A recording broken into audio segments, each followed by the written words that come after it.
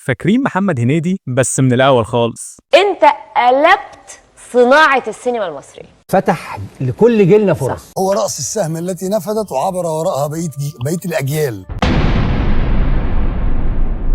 مصر 97 الدنيا خربانة، صناعة السينما بتودع، مفيش غير مجموعة نجوم فوق ال50. كان السينما ضاعت خلاص، خلاص باي باي. ما في عندك ست وجوه، وباستثناء عادل إمام محدش بقى يروح لهم فيلم، لأن احنا ما كناش بنروح السينما بجد، ما كانتش موجودة خلاص. جودة في النازل وديون في الطالع، في وضع لا يمكن الاستمرار عليه. كانت السينما في الوقت ده في المود، افلام سيئه والكواليتي وحشه قوي. السينمات بتقفل والمنتجين بيجروا قبل ما المركب تغرق، فاضل تكة وتجيب ظرافها. مفيش حاجة ممكن تعملها تفشل أكتر من الفشل اللي احنا فيه، ولو انت في العادي بتخاف المناخ ده يبقى فرصتك تفشل بارتياح. زي ما بنقول عندنا في مصر، ضربوا العور على عينه قال خسرانة خسرانة. إحساس آخر أمنية قبل حكم الإعدام، اللي عنده حاجة يطلعها، اللي بيحلم بحاجة يعملها. حد قال جاي قد ما تتمني في هواكي كل الأحلام. من بين كل الأسماء اللي ممكن تتخيلها، الأمنية دي جت من اسم مش سينمائي في الأصل.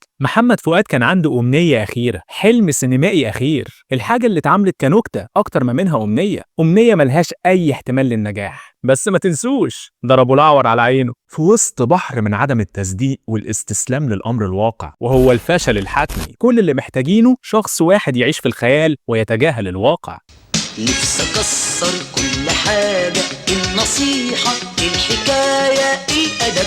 كاسة التسعينات يعني محمد فؤاد، مبيعات خيالية وشعبية طاغية، نجم الجيل بالمعنى الحقيقي. يعلمنا نسامح، بينسينا امبارح. هذا الرجل ما كانش محتاج للسينما في أي حاجة، بالعكس سوق الكاسيت كان في قمة المجد، وسوق السينما كان على حافة الهوية. في وقت ما كان كله بيجري من السينما، هذا الرجل اللي مش محتاجها تماما قرر يجري عليها مش منها، عشان في أعلى نقطة فنية ليه في سوق الكاسيت يسيب محمد فؤاد كل اللي في إيده من نجاح موسيقي ويكرس سنة بحالها للحلم الأخير. إسماعيلية رايح جاي 97.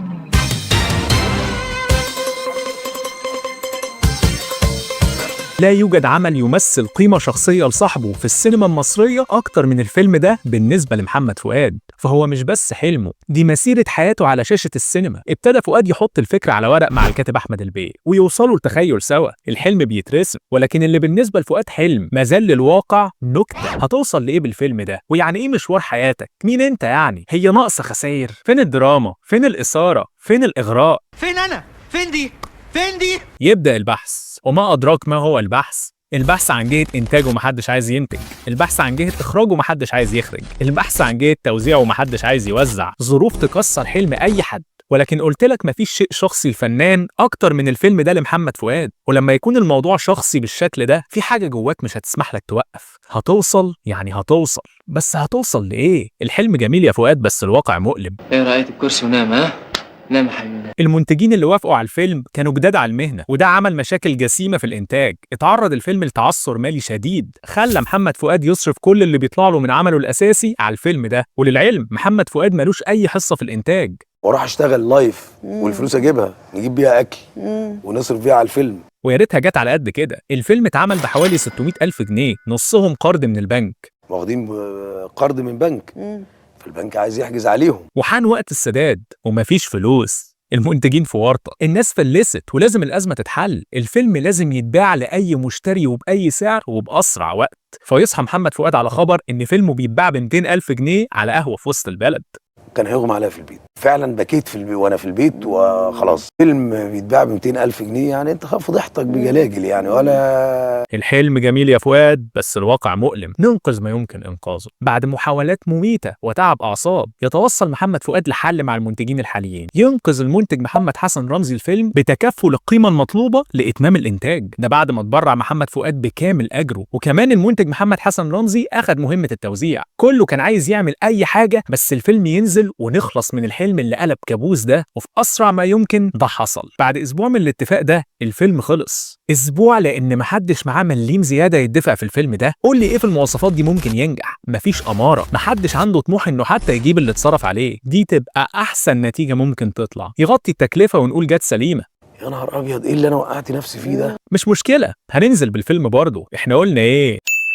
الفيلم نزل بالمعنى الحرفي للكلمة وليس مجازا، سد خانة. يوسف شاهين كان نازل بفيلم المصير بعد نجاح كبير لفيلم المهاجر، وبعد ما المصير عمل حوار كبير في المهرجانات العالمية والصحافة، دور العرض كلها كانت بتتخانق انها تعرضه. الفيلم كان متوقع له ان هو يكتسح ويقطع على كل الافلام، ارقص غصب عني ارقص، لدرجة إن كل نجوم السيزون الكبار أجلوا نزول فيلمهم لحد ما هوجة المصير تعدي عشان ما يتقطعش عليهم. ده خلى فيه خانة فاضية، السينمات اللي ما عرفتش تاخد المصير عايزة فيلم ومفيش أفلام، فنعمل إيه؟ نديلهم الفيلم النكتة ده أهو، نخلص منه ونسد خانة فاضية لدور العرض اللي فاتها الفيلم الحقيقي، على ما الأفلام الحقيقية التانية تنزل ونشيل ده بسرعة. وحان وقت الفشل، الفيلم السد خانة ينزل. وفي أكبر حادثة سينمائية، أكبر عليك واحد لكل السوق، أكبر مقلب حصل بالصدفة، قول اللي تقوله، المصير ما ينجحش. الفيلم ما قطعش السوق زي ما كلنا تخيلنا، الفيلم اتقطع في السوق، واللي قطعه كان النكتة اللي ما اتضحكش عليها بل ضحكت على الكل. السينمات كانت ضرب نار، كله عايز يشوف الكمنانة. الإقبال وصل لمراحل مرعبة. رحنا للفيلم امبارح شيراتون انا ومحمد هنيدي، ما عرفناش نخش ورجعنا. عشان تتخيلها، فيلم المصير بتاع يوسف شاهين اتشال من سينما الشيراتون بتاعة يوسف شاهين عشان يحط اسماعيلية رايح جاي. الفيلم الجديد بتاع محمد فؤاد ومحمد هنيدي جايب ايرادات، اعمل ايه؟ قال له شيل فيلم المصير، الفيلم اللي يجيب فلوس في السينما كان. السوق كله كان فاتح بقه ومبلم، دول بقلشوني. الفيلم اللي كان هينزل كام اسبوع ويتشال قعد سنة بحالها في السينما عشان يعمل 15 مليون جنيه من سوق السينما لوحده، الرقم اللي في بعض المصادر يوصل ل 20 مليون، ده 25 ل 30 ضعف تكلفة الفيلم، ايرادات اعلى 3-4 مرات من سقف السوق، يعني 3-4 اضعاف احسن فيلم لعادل امام، نجاح فوق التاريخي، نجاح اسطوري. فدلوقتي تحتفل الصحافة والاذاعة والنقاد والمشاهدين ببطل العمل، قائد النجاح، الموهبة الاهم، محمد هنيدي. التويستاية دي بالنسبة لمحمد فؤاد كانت لا تقل مفاجأة عن نجاح الفيلم نفسه، التصاق اسم هنيدي وسيطرته على كل نقاش عن اسماعيلية رايح جاي سواء في الشارع او الجرايد، حاجة ما كانش عامل حسابها خالص. هنيدي انا اللي كاتب له يضحك الناس، ده انا اللي كاتب الفيلم ده يعني بس للتذكرة. تسمع الكلام ده بدون أدنى سياق، أول شيء يجي في دماغك الغيرة والغرور، ودي افتراضية فعلا منتقصة. إسماعيلية رايح جاي كان فيلم مفيش أي حد مصدق فيه تماما، هنيدي نفسه كان شايفه ضعيف فنيا. قلت فيلم سينمائيا ضعيف شوية، مش كنت شايفه كده. حلم الجميع كان متشال على كتف واحد فقط. تستنوا والله العظيم إن شاء الله هينجح، والباقي اتعامل معاه كتحصيل حاصل. يعني حتى محمد رمزي الله يرحمه يقول لك أنا دخلت يعني مش عارف رزقي على الله بقى. وده ما أثرش على سلوك أو أسلوب محمد فؤاد في التعامل مع الكاست اللي بيشاركوا حلم عمره. الفيلم ده اتعمل بأعمق معاني المشاركة فنيا وإنسانيا، رغم ان محمد فؤاد ما راح لهمش لوحده، ده رايح هو وناس بتحلم معاه. ما فكرتش في نفسي بأمانة. الجملة دي صادقة بالفعل وبكل الشواهد. بعد كل اللي وصفناه من جهد وحلم ومكانة شخصية عند محمد فؤاد، تتوقع انه يسيطر على كل كادر في الفيلم، تتوقع على الأقل انه ياخد اللحظات الأهم لنفسه لوحده. ده ما حصلش، برغم ان محمد فؤاد كان الاسم الجماهيري الوحيد في الفيلم كله، وبرغم انه كان جزء من كتابة الفيلم وكان تحت ايده مساحات كل الأدوار، فهو سابها واسعة جدا للكل وبدون أي استخسار. لحظات قوية في الكوميديا والدراما اتفرقت على الكل بالتساوي. مهم جدا نفتكر محمد فؤاد كان نجم كاسيت، الاغاني دي شغلته الاساسيه وتقدر تقول الوحيده. بعيد عني سهرني واشغلني، الحاجه دي على الاقل المفروض ياخدها لوحده وما يشاركهاش مع حد، منطقي جدا، هو المغني الوحيد. ولكن اللي حصل انه حتى شغله الاساسي شاركه مع زملاء عمله، او يعني بالاخص محمد هنيدي. حكتش كدري في القالولو كمان حبي نادية وحبي لولو كمان. نجاح اسماعيلية رايح جاي مربوط بشكل رئيسي بكمنانة. الناس دخلت الفيلم وكانت بتقول عليه كمنانة مش اسماعيلية رايح جاي، يعني انا رحت السينما شفت كمنانة. انا مسمياك كده انت عارف؟ كمنانة. كمنانة، محمد فؤاد كمنانة مكسر الدنيا كمنانة. وبكتابة عنتر هلال تطلع الاغنية اللي ممكن تكون لوحدها انقذت عمل كامل من الغرق، والجدير قوي بالذكر انها زي الفيلم نفسه محدش كان مصدق فيها، ده المرة دي بقى ولا حتى محمد فؤاد نفسه. محمد فؤاد رفض تماما يغني الاغنية دي، وزيها زي الفيلم خلت الكل يتنح. ولا اقول لك كاتش كاد في القالولو كمنانة نجاحها يفوق استيعاب اللي ما حضرهاش. انا سمعت شاب كان عنده 17 سنة بيقول عليها كرنج، وبصراحة اخدت الموضوع بشكل شخصي قوي، معرفش ليه، لانها كانت شعار مرحلة زمنية كاملة وليها اثر نفسي لا يوصف للي سمعها لما نزلت، لدرجة انها فضلت موجودة في الشارع بعنف شديد لحد 2000 او 2001 ما يخلاش منها اي شريط كوكتيل. نفسك في ايه كمان فبعد ما عرفنا أهمية الكمنانة لازم نعرف إن الجزء الأشهر في الأغنية كان ده. انا نفسي القى نفسي واد حبيب وبيت ومعايا فلوس تشيل 30,000 جنيه. وبالمناسبة كمان دي كانت صورة الألبوم، ما كانش فيه أي دافع يخلي فؤاد يقدم كل المشاركة دي غير إن حلمه كان جماعي بحت. وزي ما قلنا التويستاية الكبرى إن بعد كل ده أقل اسم الصحافة أسندت له نجاح الفيلم كان محمد فؤاد. اتكتبت شويه حاجات في الصحافه بعد كده اثرت في محمد، هو اللي رد عليها. مين سبب نجاح الفيلم ده؟ كلام خد وقت طويل. ليه ده مهم؟ لأن الصحافة الورقية وقتها كانت المكان الوحيد وبمعنى الوحيد لأخبار الفن في مصر. مش هقولك ما كانش فيه سوشيال ميديا، ده ما كانش فيه أصلا موبايل مع عامة الناس. موضوع اتكلمنا عليه قبل كده بالتفصيل في فيديو تليفونات زمان. ده حتى ما كانش فيه تلفزيون بالمعنى اللي انت عارفه دلوقتي. الدش كان لسه ما دخلش معظم البيوت، الاعتماد كان كله على التلفزيون الأرضي. الحتة دي من الأغنية ما كانتش من فراغ. فصفحة الفن في الجرايد تبقى هي المصدر الوحيد والمصدق لكل اللي بيحصل في الصناعة دي، كلمة منهم تقوم وكلمة منهم توقع. ومحمد فؤاد دلوقتي الصحافة عملته كضيف في فيلمه أو ضيف في حلمه. يعني اسماعيليه راح جاي انا كلت علقه ان انا اديت فرصه لهنيدي، كلت علقه. الجملة دي تبان سيئة النية في ظاهرها، ولكن ليها حكايتها إننا بشر. الظروف دي هتخليك تسأل نفسك، هل أنا ضحيت بنصيبي في أكبر نجاح حرفته السينما من 10 سنين؟ هل أنا عملت فيها جدع على حساب حلمي وخسرت كل تعبي؟ هل كل ده راح لمجرد إنك اخترت هنيدي؟ السؤال ده مربط الفرس، والحقيقة إجابته على حتتين. الحتة الأولى إن من غير محمد فؤاد ما كانش هيبقى فيه إسماعيلية رايح جاي، ده متفق عليه. ولكن الحتة التانية، من غير هنيدي كان هيبقى فيه إيه؟ عزيزي المشاهد، لو انت وصلت معانا للنقطة دي أكيد بصيت على عنوان وصورة الفيديو تتأكد انت دخلت فاكرين محمد هنيدي ولا فاكرين محمد فؤاد، ولا انت بتهلوس ولا ايه؟ حلمك عليا، كل ده صلب الحكاية، وللحكاية مراحل.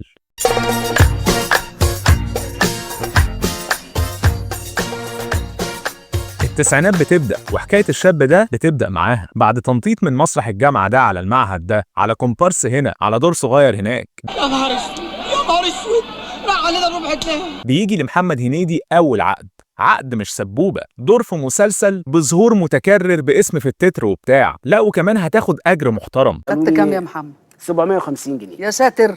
والله العظيم مبلغ رهيب. والمسلسل ده هيبقى لاحقا إحدى روائع التلفزيون المصري، البخيل وأنا.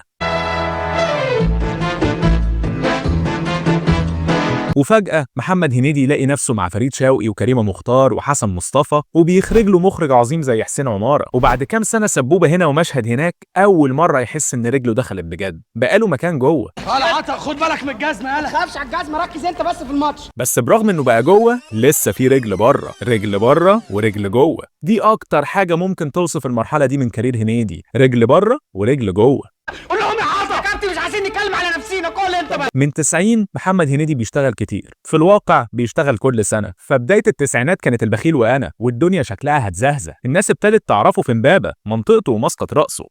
العيال بتجري ورايا في الشارع بقى في مسلسل بخيل وانا. الحلقه الخامسه ما عرفتش امشي في الشارع في امبابه، وقرر يسيب البيت ويكرس كل وقته للتمثيل. اصل شكلها هتلعب وشكلي هعملها تسقيف امال تشجيع امال. ولكن الهيلمان بتاع البخيل وانا ما خلاش الدنيا تمطر فرص. اصل التسعينات كان ليها ظروف، ما السوق ما انهارش من فراغ، حصل هولد كبير على المواهب في السوق، مفيش حد بيدخل ومفيش حد بيخرج، كاسات فني بالمعنى الحرفي. ادوار الصف الاول والثاني محجوزه لاصحابها وهتفضل تدور ما بينهم. ادوار الصف الثالث فيما تحت فيها زخنوق، بس ما تتخيلش زخنوق صغير ازاي، فاتملى على اخره بشباب مسارح الجامعات والمعاهد، وكان ضمنهم محمد هنيدي. الشباب دي كانوا نجوم في جامعاتهم، ولكن في السوق بره مش فاكرك يا اب. فالعقد والفرصه والناس اللي عرفته في الشارع ده كان عرض خاص لفتره محدوده. الكساد ساري، ورجعنا تاني لسبوبه هنا ومشهد هناك. موضوع استمر 3 سنين بحالهم، 90 91 و92، رجل بره. لكن على مين؟ جبطت بزمرة رجبتها. بس المشاهد دي ما كانتش رايحه هدر، مع كل تجربه كان بيتعلم الشغلانه اكتر واكتر. ولو الجمهور مش واخد باله، الوسط واخد باله جدا، اسمه مسمع. فريد شوقي يحبه في البخيل وانا ويجيبه تاني في 1992 عشان يعمل مسلسل العرض حلجي. كل قلم على دماغك بيقدمك خطوه في طريق الفن. وفي 93 حاجة أجمد هتحصل، رمضان هيجي وفوازير شريهان الجديدة تيجي معاه، ويا عيني على فوازير شريهان. فوازير رمضان قعدت لسنين الحدث الفني السنوي الأكثر شعبية في مصر، من السنة للسنة الشعب كله بيستناها في موسم رمضان. في 93 بالتحديد كانت فوازير حاجات ومحتاجات.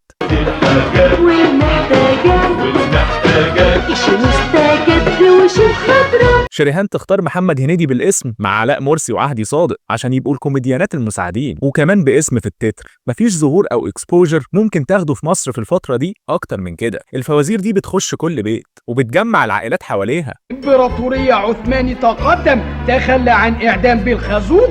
رجل جوه. بس استنى، حاجات ومحتاجات عمل موسمي. 30 يوم رمضان والعمل بيودع، ف 30 يوم وتخلص الفوازير ومعاها الظهور الكبير، وبقيت 93 هنرجع تاني. سبوبة هنا، مشهد هناك، رجل بره. بس ما نزعلش، لازم نفتكر كل فرصة بتزود الأمل، والأمل أكتر حاجة بتخليك تستمر مهما كان صغير. متيسرة وولادي متعصرة يا اختي. وما تستقلش بالمشاهد، واحد منهم ممكن يفتح لك باب. يعني مشهد واحد في فيلم المنسي خلى الوسط كله يتكلم. قصة ولا مناظر؟ الفيلم ده قصه ولا مناظر؟ مناظر، 5 مناظر، 2 بقميص النوم و3 معاصر. الوسط بيتكلم وكل حاجة. مدام اسعاد يونس بتقول في واد قايل جمله في فيلم عادل امام الجديد بيقولوا عليه كويس قوي. بس برضه الدنيا مش بتزهزه. الرجل قعدت بره كتير، بس ماتوا في سيدو السيما يصلحوا المسرح. في نص 94 محمد هنيدي ياخد دور في مسرحيه حزمني يا بابا بطوله يسرى بالاشتراك مع محمد هنيدي واحمد ادم. ايه ده؟ مين دول؟ قبل ما المسرحيه تبدا كل حاجه اتغيرت. يسرى اعتذرت والروايه اتكتبت من جديد، لا فيه هنيدي ولا احمد ادم.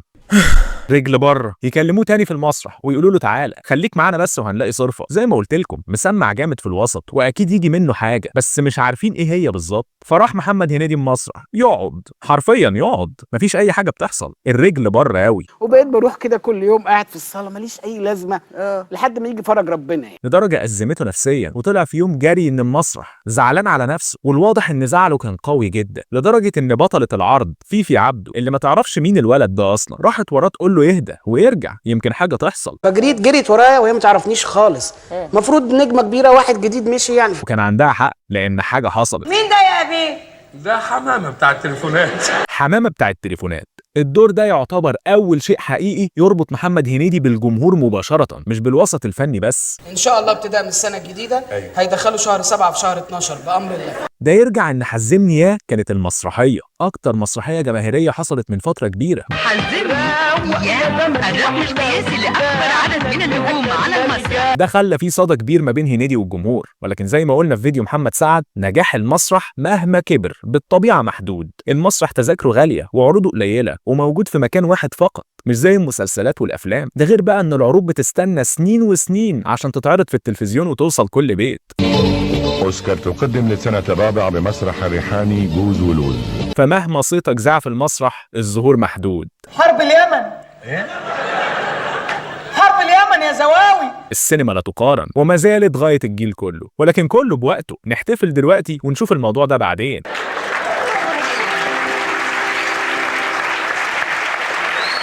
وبرغم ان النجاح ده ما كانش في السينما، الرجل عمرها ما دخلت جوه بالشكل ده. حزمني ياه كانت بدايه فعليه ان محمد هنيدي يكسب ثقه تعدي كتير ليفل سبوبه هنا ومشهد هناك. الف مبروك على حصولك على لقب احسن ممثل كوميدي شاب لعام 95. اتعرف ان الشاب ده مش كومبارس ولا صف رابع، ده ممثل ولازم يخرج من الزخنوق، بس ما ينفعش يخرج قوي في كساد. يترقى هنيدي من الصف الثالث والرابع للصف الثاني والثالث. الصف الثاني ده محدش جديد وصل له بقاله كتير، فده انجاز كبير للرجل اللي جوه، وكله يرجع لحمامه بتاع التليفونات. ايه اللي جرالها؟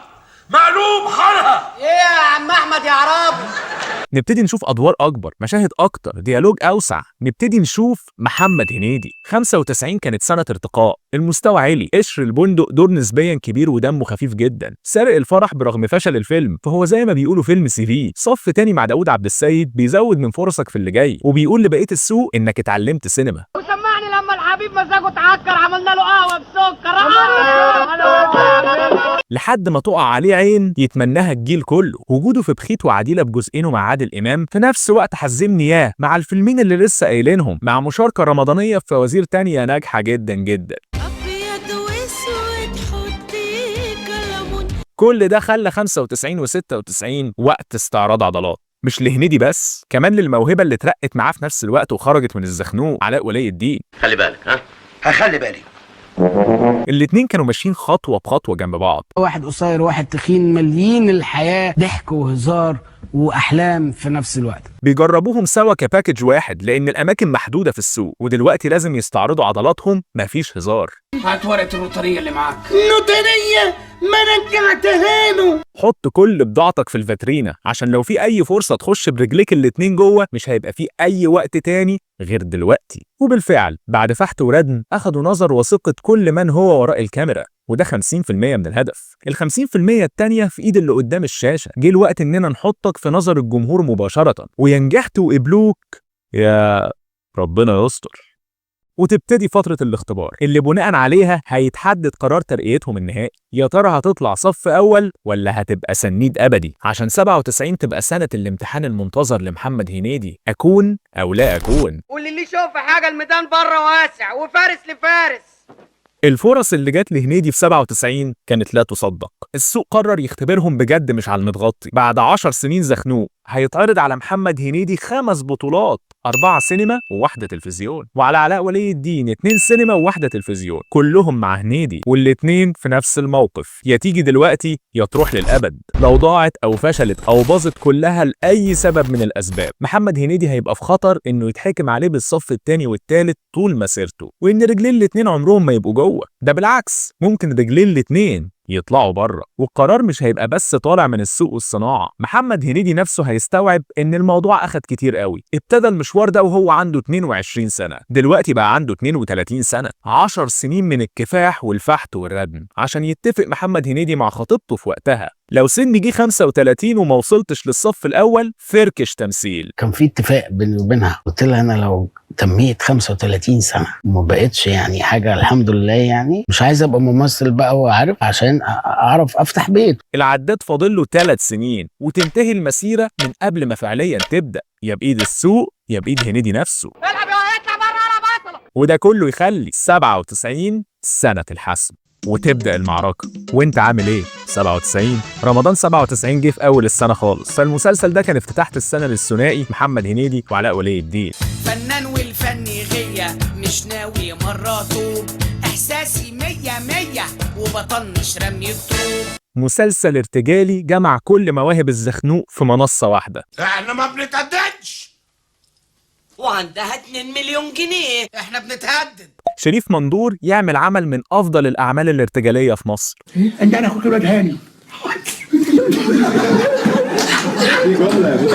ولكن ما كانش في حاجه اسمها كوميديا ارتجاليه في البلد اساسا، ممكن بشكل محدود في المسرح ولكن اكيد مش في التلفزيون والسينما. انت عامل ايه؟ كان في كم ارتجال طبعا، كله ارتجال، كله مش كده، كله ارتجال. ومش بس كده، المسلسل كان واخد شكل السيت كوم بفورمات مختلف تماما عن اللي احنا متعودين عليه. فورمات السيت كوم مش هنبتدي نعرفه ونتقبله قبل 2002 في شباب اونلاين. اتكلمنا عليه في فيديو بحاله بالمناسبة، ولكن وقتها التغيير اللي بالحجم ده ما كانش مضمون وممكن قوي يجيب نتيجة عكسية. ده خلى هنيدي يحس انه هيأذي صورته في السنة الحاسمة، لانه جه في نفس الوقت اللي الناس هتشوفه لأول مرة بطل وفي 4 أفلام مرة واحدة. لو اتشاف بيعمل الحاجات دي ممكن صورته تبوظ وفرصته تضيع. يسيب هنيدي المسلسل في آخر حلقاته ويقول مش لاعب، أنا في مرحلة فارقة. اسمه انت عامل ايه؟ جيت انا في وقت قلت لعلاء الله يرحمه، علاء انا مش هكمل الموضوع ده، مش عاجبني، ومشيت من العمل. حركه كانت غير متوقعه، ولكن زي ما قلنا المرحله حاسمه جدا انه يغامر باي حاجه. ولكن لمفاجاه الجميع المسلسل ينزل ويكسر التلفزيونات تكسير. الناس ماتت من الضحك، والتجربه الارتجاليه دي تبقى الاولى والاخيره من نوعها، من نوادر الكوميديا المصريه. في لحن جواه لازم اوضبه عشان هغنيه قدام سميره حبيبتي، اللي ما اعتقدش لو حد جرب يعملها تاني هينجح، او على الاقل يبقى بخفه الدم. دي حاله بتيجي مره واحده. فين الولد قاعد؟ فين الولد قاعد؟ فين الولد قاعد؟ فين الولد قاعد؟ اللي تخاف منه ما يجيش احسن منه. اللي محمد هنيدي سابه لا يوقعه، قربوا للجمهور خطوتين كمان. 1 من 5 رجل جوه. والدنيا مغلباني وحالي بكون طاروق وانت. حلق حوش 97. الفيلم ده ما كانش فيه ليلى علوي، كان هيبقى بطوله مشتركه مع علاء ولي الدين فقط. ولما اتعرض على الموزعين لقوا الاسمين دول بس، فاترفض. اصل مين دول؟ بيغيروا مني وبيحسدوني مع اني مش احلى منهم بصراحه. الحل الوحيد كان اضافه نجم صف اول الناس تعرفه، يا اما مفيش فيلم. وقد كان. ترمس ايه يا ام بيسا؟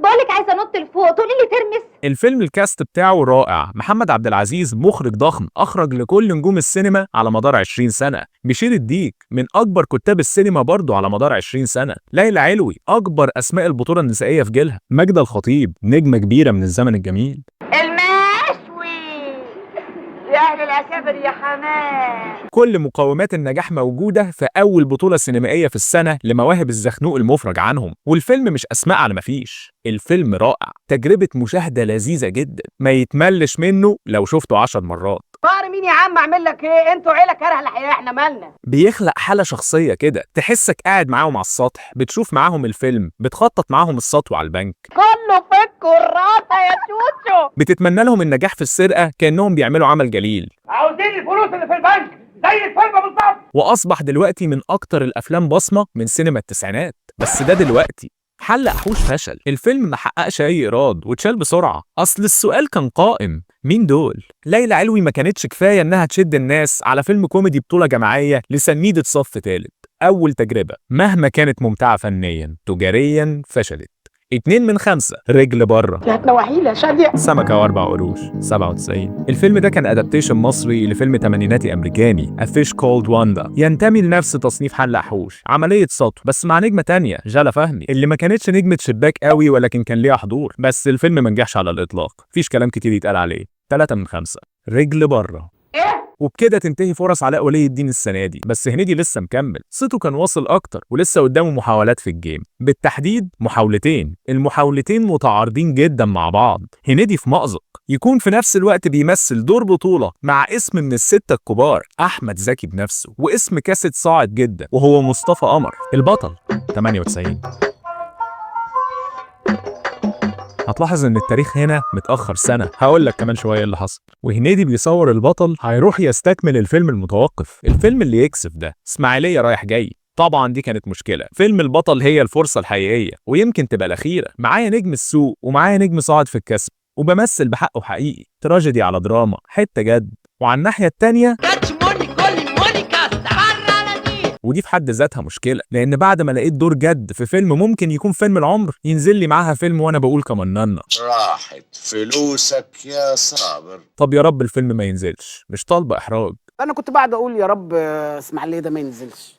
ياه والله العظيم. بس يشاء القدر الفيلم ينزل، دي حاجة ما فرحتش محمد هنيدي. روح البيت وحب يتناسى ان الفيلم ده نزل، وكده كده محدش هيشوفه، فهتعدي على خير. هي فعلا عدت على خير، بس خير تاني خالص غير اللي كان متخيله هنيدي. ويريد ربك بقى. في ظرف ليلة محمد هنيدي بقى نجم السوق كله، من بين كل اللي شارك فيه مع اساطير السينما. الحلم يتحقق من الفيلم الوحيد اللي اتعمل بدعاء الوالدين. وبالمناسبة صحيح، اسماعيلية كان سبب تأخير نزول فيلم البطل اللي اتأجل للموسم اللي بعده وفشل تماما. يعني من غير اسماعيلية رايح جاي هنيدي كان هيستنزف كل محاولات 97. كان زماننا بنقول الرجلين بره. يعني العملين اللي محمد هنيدي توقع ان هم هيضيعوه كانوا العملين اللي كسروا الدنيا. على السلامة وقدر ولطف. بعد 10 سنين تجارب العد التنازلي للنهاية يتوقف وتبتدي بداله مسيرة الصعود. اتضح ان هنيدي كان ناقصه حاجة واحدة تبعده عن حلم عمره. يحلم بيه بدون شك اسماعيلية كانت الحاجة الناقصة، الحاجة اللي لحقت العداد اللي كان فاضل له 3 سنين وينهي مسيرة واحد من أعظم أسماء الكوميديا المصرية من قبل ما تبدأ.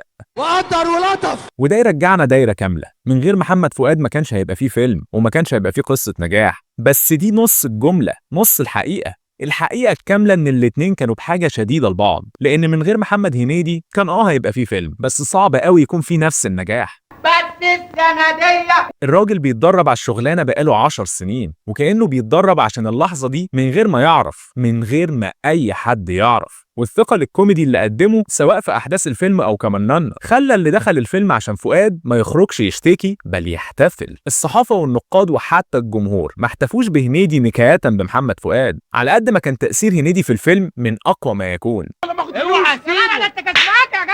هنيدي كان اللي السوق ناقصه، ولكن كان مستخبي في أعمال مش بتاخد فرصة، مستخبي في مرمى النظر، محتاج يتحط في المكان اللي يخرجه من المخبأ ويخلي الناس تشوفه بوضوح. والمكان ده ما كانش فيلم لأحمد زكي ولا بطولة مع ليلى علوي ولا جالا فهمي، كان دونا عن كل الأسماء مع محمد فؤاد. فل يا فل ورد المحبة يا فل. لا انت كده توقف حالنا يا عم. عشان الناس تشوف ضحك هنيدي محتاجين فؤاد، وعشان الناس تشوف حلم فؤاد محتاجين هنيدي. وما سلمتش عليا ليه؟ مش وقته يعني. اتفضل يا ابراهيم. اتفضل علاء. الناس دي ما بتسلمش عليها ليه؟ الصحافة فعلا نجحت تبوظ حاجة في قمة الجمال. هنيدي عرف يتجاهلها بسهولة لأنه كان في وضع أفضل، ولكن محمد فؤاد تملكه الحسرة على كل اللي قدمه للعمل. في اكتر من انك انت تقعد سنه مبطل شغلك في اللايف تجيب فلوس عشان تعيش، وانت بتشتغل من الافراح عشان تعيش.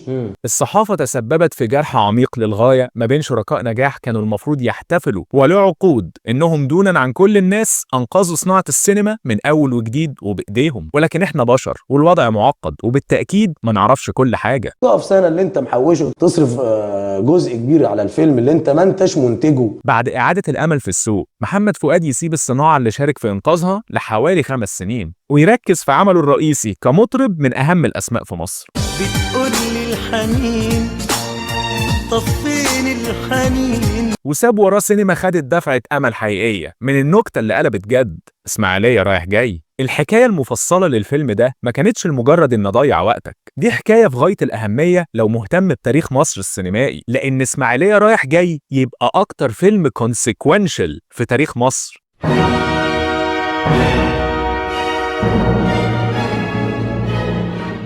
أكتر فيلم له تبعات أو نتائج في تاريخ السينما، أكتر فيلم ترتبت عليه تغييرات جذرية على الكل، على الجمهور والإنتاج والتمثيل والثقافة العامة. الفيلم لازم يبقى له توثيق كامل من كل الجوانب عشان تعرف تحكي عن أي حاجة حصلت بعده، النقطة اللي يجب إثباتها قبل ما نروح أي مشوار. وكما قالت الأستاذة الكبيرة إسعاد يونس، إسماعيلية رايح جاي مش مجرد فيلم، ده ظاهرة هنيجي في يوم ندرسها بالراحة وعلى رواقة. إسماعيلية رايح جاي كان مش بس أول نجاح تجاري من سنين لصناعة تاريخية كانت بتودع، بل أصبح الخريطة للخطوات الجاية. إحنا كل ده ما قلناش الفيلم نجح ليه؟ بعد كل دلالات الفشل، الفيلم كسر التوقعات ليه؟ الموضوع كله في خريطة اترسمت بالصدفة. لو عايز تشوف ال15 تاني، كل اللي عليك تمشي خطوة بخطوة ورا الخريطة دي. موضوع يبان سهل قوي، بس ولا كان سهل ولا أي حاجة. اللي حصل ده ما كانش مفهوم بالنسبة للمنتجين، يعني الدروس المستفادة من النجاح ده كله مش واضحة تماما، بل بالعكس في علامات استفهام أكتر من الإجابات. النظرية الأوقع إن دي ضربة حظ مش هتتكرر، إن الفيلم ما يستاهلش أصلا بس ظروفه نجحته، والوضع هيرجع على ما هو عليه. فبرغم وجود خريطة مفصلة لإحداث انقلاب في السوق، مفيش أي حد شايفها. وما ننساش إن أغلب المنتجين أصلا هربوا من السوق، اللعيبة اللي موجودين قليلين وكلهم مبلمين. تقدر تقول الصدمة مش مخلية حد يشوف قدامه، ولكن الخريطة موجودة بتلمع، مستنية حد يمد إيده ويمشي وراها من غير أي سؤال.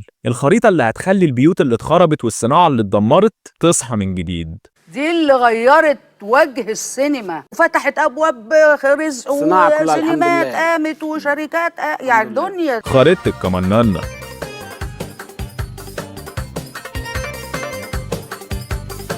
الضحك سيد الموقف. انا عارف انا هشتغل ايه. تشتغل ايه؟ كوافير هرجي. يمكن من كتر الكوميديا اللي اتعملت في اخر 30 سنه نسينا حقيقه مريبه عن السينما المصريه. ما كانش في اي كوميديا تذكر في السينما المصريه طيله التسعينات. ابراهيم نكد علينا بقى. يا دوب فيلم لعادل امام كل كام سنه ويرجع يعمل دراما، واسماعيليه رايح جاي ياكد لك ان لو في اي احتمال ان الناس تخش السينما بالشكل ده تاني مش هيحصل غير لو ضحكوا. هيمو مين؟ ده من يوم ما اتولد ما لبسش جزمه يركب تاكسي. اديني امل ما تشيلنيش هم. في حلم في الفيلم، في كلمه نفسي، في شباب عايزه تنجح. افلام التسعينات كلها قاتمه، حتى الكوميديا كانت سودة. الارهاب والكباب، النوم في العسل، رساله الى الوالي، في سباك في القلعه ذبح مراته. اخف عمل كان بخيت وعديله اللي برضه في قلبه قاتم وسياسي وكله عن الفساد والفشل. ما بقتش عايزه حاجه خالص. هو احنا بقى علينا حاجه عشان تعوزي ولا ما تعوزيش؟ خلاص. اديني امل ما تشيلنيش هم. لو النهارده بكره هتبقى فل. العائلات في غاية الأهمية. أغلب أفلام التسعينات في مصر غير مناسبة للمشاهدة العائلية على الإطلاق، بالعكس نقطة البيع بتاعتهم كانت العناصر غير العائلية. ده خلى شريحة مهمة ومربحة ومؤثرة تعزف تماما عن السينما. خش يقول لك بنتضايق والسينمات مش نظيفة وبنشوف ألفاظ وبنشوف العائلات تحديدا. إسماعيلية رايح جاي فكرنا بحقيقة رغم بديهيتها كانت غايبة عن السوق. العيلة مهمة جدا. والدي الحبيب، أمي الحبيبة، جميع اخواتي اسما اسم. اللي ياكل لوحده يزور. كل افلام التسعينات كانت افلام النجم الواحد وحتى النجمه الواحده. نجمة الجماهير نادية الجندي. الفيلم ينتسب إلى نجمه محور الأحداث سيد الكدر. إسماعيلية رايح جاي يعرفنا قوة الجماعة عن الفرد، إزاي يبقى عندك تنوع في القدرات، وإزاي كله بيكمل بعضه، إزاي ده يفيد العمل ويمتع الجمهور. العمل الجماعي يكسب واللي ياكل لوحده يزور، حاجة ما كانتش تخطر على بال أي حد في الوقت ده لأنها ما كانتش ثقافة الصناعة. احمد زكي قرا السيناريو الله يرحمه يعني وقال لي انا ما اعملش بطوله جماعيه.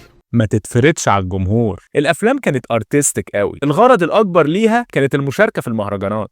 اللي بيقلدوا يوسف شاهين هم افسدوا السينما المصريه لان هم كانوا بيعملوا سينما خاصه بيهم هم، وده خلاها في الكثير من الاحيان تتفلسف على الجمهور.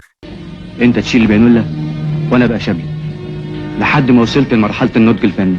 ولذلك احسن حاجه تعملها لو عايز الناس تخش فيلمك ما تتفرضش على الجمهور. السر انا في رايي الشخصي ببساطه فيلم بسيط قوي قوي قوي. اتراوشن، اللغه لازم تتغير، ما تخافش من الشارع، امشي فيه. على راي الواد زيزو مش بيقول لك كوتش في القالول وفل في النعل. وده يفكرنا عايزين شباب لو سنك فوق ال 35 ما تهوبش ناحيه اللوكيشن. عندك كام سنه؟ 23 يا كابتن. يا خساره. الاغاني بطل في الفيلم مش رفاهيه. اعمل البوم واتعب عليه بالظبط زي ما هتتعب على الفيلم. لو كسر الدنيا فيلمك هيكسر الدنيا، او على الاقل فرصته هتزيد. راضي انا بحالي، راضي وبعيش حالي. وهي دي خريطة كمنانة، بس مين هيمد ايده وياخدها؟ مين هيفوق من التبليمة والصدمة وياخد باله منها وينفذها؟ نجاح إسماعيلية كان نجاح ضبابي جدا، مش زي أي نجاح معتاد، نجاح مفيش أي معالم للي جاي بعده. ربما بدأت البداية بشكل غائم ومش مفهوم في إسماعيلية رايح جاي. فبجانب إن مفيش لعيبة ومفيش شجاعة، إن مفيش أفكار، في فجوة وهنيدي واقف في نصها فيوصفها بالشكل ده. يا محمد عايزين نعمل لك حاجة، فأنا طب هعمل إيه؟ عايزين نعمل معاك حاجة بس مفيش حاجة خالص في دماغنا، ولو استنيتهم هم اللي يقدموك ممكن تعدي سنة في التانية وتلاقي نفسك سميت تاني. وخلينا ما ننساش اللي حصل في حزمني اياه. وهم قالوا لي احنا عايزينك بس استنى واهدى وحاجات كده فجريت. النجاح لازم يستثمر في وقتها، ما ينفعش يبرد ويعدي عليه موسم. طب هعمل ايه؟ هي دي المشكلة. السيناريوهات ايه؟ ولكن المشكلة الحقيقية ان التوقعات دلوقتي مختلفة. الفيلم الجاي لازم يبقى انتاج محترف عالي الموارد، لان مش هينفع نعمل فيلم ب 600,000 جنيه قروض زي اسماعيلية، ده بركة انه اتعرض. فمحتاجين جهة إنتاج محترفة بتصميم إنتاج حقيقي، مشروع ضخم. ونوع الإنتاج ده لحد دلوقتي اللي بنتكلم عليه ما بيحصلش غير للعمالقة. إزاي هنقنع السوق المرعوب المرتاب إنه يحط ملايين في فيلم أفيشه أكبر اسم فيه محمد هنيدي، في وقت كان لو العمالقة دول رفضوا فيلمك الفيلم بيعتبر ضاع. طب هنعمل إيه؟ طب الفيلم كده هيقف، طب هنبيع إزاي؟ طب الفرصة اللي جات لهنيدي كبيرة، ولكن التحديات اللي قدامها أكبر، وعشان الوقت مش في صالحنا الكوميديان هيتضاف له مسؤولية زيادة مش المفروض تبقى عليه، ان هو اللي يوجه السوق يستخدمه ازاي وعلى وجه السرعه. مش بس مثل لنا كوميديا، لا قول لنا نقدر نعمل بيك ايه اصلا. هنشوف ده بشكل او باخر مع معظم عمالقه كوميديا الجيل الجديد، ان نجاحهم كان بسبب افكار او خصائص هم اللي قدموها. علاء ولي الدين اللي اول فيلم ليه كان كله قائم على وزنه وهيئته. جسمك ما ينفعش. نعم. جسمك ما ينفعش. ومحمد سعد اللي الليمبي كله قام على صوت يعمله في نكته. التون ده انت مخترعه للنكته. محمد هنيدي بقى تجربته هتقوم بسكتش ليه ايام الجامعه، 10 دقايق هزار عن شاب بسيط من الصعيد بيحب واحده بنت زوات. سكتش كنت بطلع انا وزميل ليا اسمه مصطفى مختار، انا عامل صعيدي وهو عامل بنوته رقيقه قوي في الجامعه الامريكيه. ياخد الفكره دي ويبتدي هنيدي رحله اقناع اللي اتبقى من الصناعه. يوم ما يقتحم هنيدي العربيه على الكاتب المستعجل دكتور مدحت العدل. نهارك لذيذ. ايه نهارك لذيذ ده؟ في ايه؟ اللي كان كتب له فيلم البطل اللي عمله مع احمد زكي. مدحت العدل كان وراه مشاوير ومش فايق خالص للشاب ده، مستعجل وعايز يمشي. قلت له طبعا يا هنيدي وبتاع عايز امشي. عايز امشي. أيوة. عايزين نشتغل مع بعض يا دكتور مدحت. ماشي يا حبيبي ان شاء الله. شكرا حبيبي كلك ذوق. طب اسمع بس. طب هقول لك بس حاجه. قلت له قال انا كنت بعمل سكتش في الجامعه. وفي اللحظه دي هنيدي يقول الاربع كلمات السحريه: صعيدي في الجامعه الامريكيه 98. الاسم اتقال من هنا. هذا الكاتب المستعجل على المغادره اتحول للكاتب المستعجل على الكتابه. انا بقى ساعتها قلت له انزل، انا خلاص انا شفت الفيلم. صعيدي في الجامعه الامريكيه دي فكره ما تتفوتش. صعيدي في الجامعه ده اسم نفسه بياع. بالظبط. خد بالك مفيش اي تفاصيل اتقالت، يعني دكتور مدحت ما سمعش اصلا وقتها السكتش بتاع هنيدي نفسه بيقول ايه. الاسم لوحده قصه. دلوقتي بنقرب اكتر، في ممثل مكسر الدنيا ومؤلف كبير عايز يكتب له، ولكن تظل مشكله الانتاج قائمه. بس لو انت على علم بعيله العدل هيجي في دماغك ان دي خلاص ما بقتش مشكله. دكتور مدحت العدل هياخد الفكره للعدل جروب، والعدل جروب ينتج الفيلم وينجح. احنا ما كانش عندنا شركه اسمها العدل جروب اصلا. ايوه عائلة العدل كانت موجودة في السوق فعلا، ولكن فرداني، كل فرد بيعمل حاجة مختلفة وكل فترة بيشتغلوا مع بعض كتعاون مشترك مش شركة إنتاج. فياخد دكتور مدحت الفيلم للمنتجين اللي في العيلة، أولهم وأكثرهم نشاط وقتها الراحل سامي العدل. سامي العدل يرفض الفيلم، يهديك يرضيك، لا شكرا. قال لي لا لا لا لا، قلت له سامي ده فيلم حلو. قال لي ده سهرة تلفزيونية. مدحت العدل ما يضيعش وقت في الانتظار ويتفرع لبقية أفراد العيلة على ما أستاذ سامي يقتنع. زي ما قلنا مستعجل على الكتابة، يروح للاسم الإنتاج التاني دكتور محمد العدل. الفكرة حلوة، بس فاكر قلت لك إيه في أول الفيديو؟ 97 والدنيا خربانة، في حماس بس مفيش سيولة، واللي انتوا بتقولوه ده فيلم هيتكلف. يتبقى شخص رابع وهو آخر باب قصاد دكتور مدحت في العيلة. مين بقى اللي معانا؟ الأستاذ جمال العدل. جمال العدل يقول عايزين فلوس، خدوا سلفة. مدحت ومحمد العدل يقولوا نستلف ليه لما ممكن نتشارك. يتفقوا الثلاث اخوات على الشراكة بالتساوي، ومن قبل أول فيلم باسمه حتى ما يتكتب منه حرف، محمد هنيدي هيتسبب في أول تغيير جذري في سوق السينما بإلهام تجمع واحدة من أهم العائلات الفنية في البلد تحت مظلة واحدة عشان يكونوا شركة هتبقى واحدة من أهم شركات الإنتاج الفني في مصر لعقود قادمة، والمسؤولة عن العودة التجارية للصناعة، العدل جروب، الشركة اللي اتصنعت خصيصا عشان تعمل فيلم واحد بس، صعيدي في الجامعة الأمريكية. وعملنا شركة العدل جروب الحمد لله دلوقتي، يعني اللي هي كبريات الشركات بسبب صعيدي في الجامعة الأمريكية. حلنا مشكلة الإنتاج. نكتب بقى، مفيش خطوة سليمة هنيدي عملها في كاريره كله أكتر من إنه راح لمدحت العدل بالذات. لا يوجد أحد أبدا كان هيقدر ينفذ الخريطة دي غير مدحت العدل، وده لأن متوفر في كل أعماله تقريبا كل توجهات الخريطة اللي ذكرناها بشكل تحس إنها متفصلة عشانه. لو قلنا الضحك سيد الموقف فهنلاقي إن الطابع الكوميدي تقريبا موجود في كل فيلم عمله حتى هذه النقطة. والنبي ان شاء الله تكشر بطريقه يا بنت هديك يا بنت. عارف قيمة الضحك كويس في وسط سوق كئيب. يعني ليه يعني لا مؤاخذة يعني فاكر انك انت لما تعجز واحدة ست يعني لازم تقع في دباديب سيادتك، يعني ليه لا مؤاخذة؟ أما بقى لو عايزين شباب، مدحت العدل يبقى أكتر اسم في السوق اتعامل مع المواهب الشابة وكمان أسند لهم بطولات، بعكس اتجاه السوق اللي كلنا عارفينه. البوليس قاطرنا ومش بعيد نلاقينا تطلعنا بعد شوية، يعني لازم نخلع. بالنسبة بقى للعمل الجماعي ف90% من أفلامه قبل صعيدي كانت أصلا بطولة جماعية، لدرجة إنه زي ما شفنا نجوم كبار ما كانوش بيقبلوا أفلامه زي ما حصل في شيكابيك. الفيلم ده كان بطولة أحمد زكي وهو كانوا 7 البطولة جماعية، قال لي أنا ما أعملش بطولة جماعية. ولو جينا نقول إن الأغاني مش رفاهية، فمدحت العدل أساسا رائد الأفلام الغنائية في التسعينات، فهو كتب أول فيلم غنائي بالكامل لمحمد فؤاد بالألبوم بتاعه، وأول فيلم غنائي لحميد الشاعري بالألبوم بتاعه، وشارك في كتابة أول فيلم غنائي لعمرو دياب وكتب الألبوم بتاعه، وده يبقى آيس كريم في جليم. آيس كريم في ديسمبر، آيس كريم في جليم. يعني لو ما تعرفش دكتور مدحت العدل يبقى اللي كتب دي.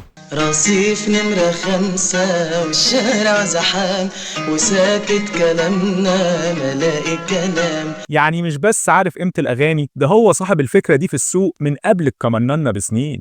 أنا كل ما أغني قولوا معايا بس أنت تغني وإحنا معاك. يعني ببساطة خريطة الكمنانة بحذافيرها تبقى خريطة مدحت العدل. مفيش توافق فني وفكري ما بين مشروعين أكتر من كده في الدنيا، فدخول هنيدي العربية على هذا الكاتب المستعجل اللي هيطلع الوحيد اللي عنده كل المقومات المطلوبة، حظ مذهل ويفوق الاستيعاب، حظ رائع هيغير حياة جيل فني بالكامل، اختيار هايل للفكرة واختيار أروع لمطبقها. ودي واحدة من أهم سمات محمد هنيدي، إن اختياره للأسماء اللي بيتعامل معاها شبه مقدس. القيمة الفنية والسوقية لصناع العمل وأبطاله أهم بكتير جدا عنده من حجم الدور. وأنا مش بتكلم على هنيدي النجم، الراجل لسه ما بقاش نجم، أنا بتكلم على هنيدي سنيد الصف الثالث. هنيدي من وهو مشروع ممثل كان أهم حاجة عنده هيتعامل مع مين، مهم قوي بتشتغل جنب مين. لو بصينا على كل أدواره هنلاقي في عامل مشترك، إن الأسماء ضخمة جدا وعلى كل الأصعدة. أول ظهور في السينما إطلاقا كان قدام فاتن حمامة، وأول عقد مضى في التلفزيون كان مع فريد شوقي، وأول دور رئيسي في المسرح كان مع السيد زيان. والأسماء استمرت في الصعود بشكل عنيف، ومهما اشتدت الأزمات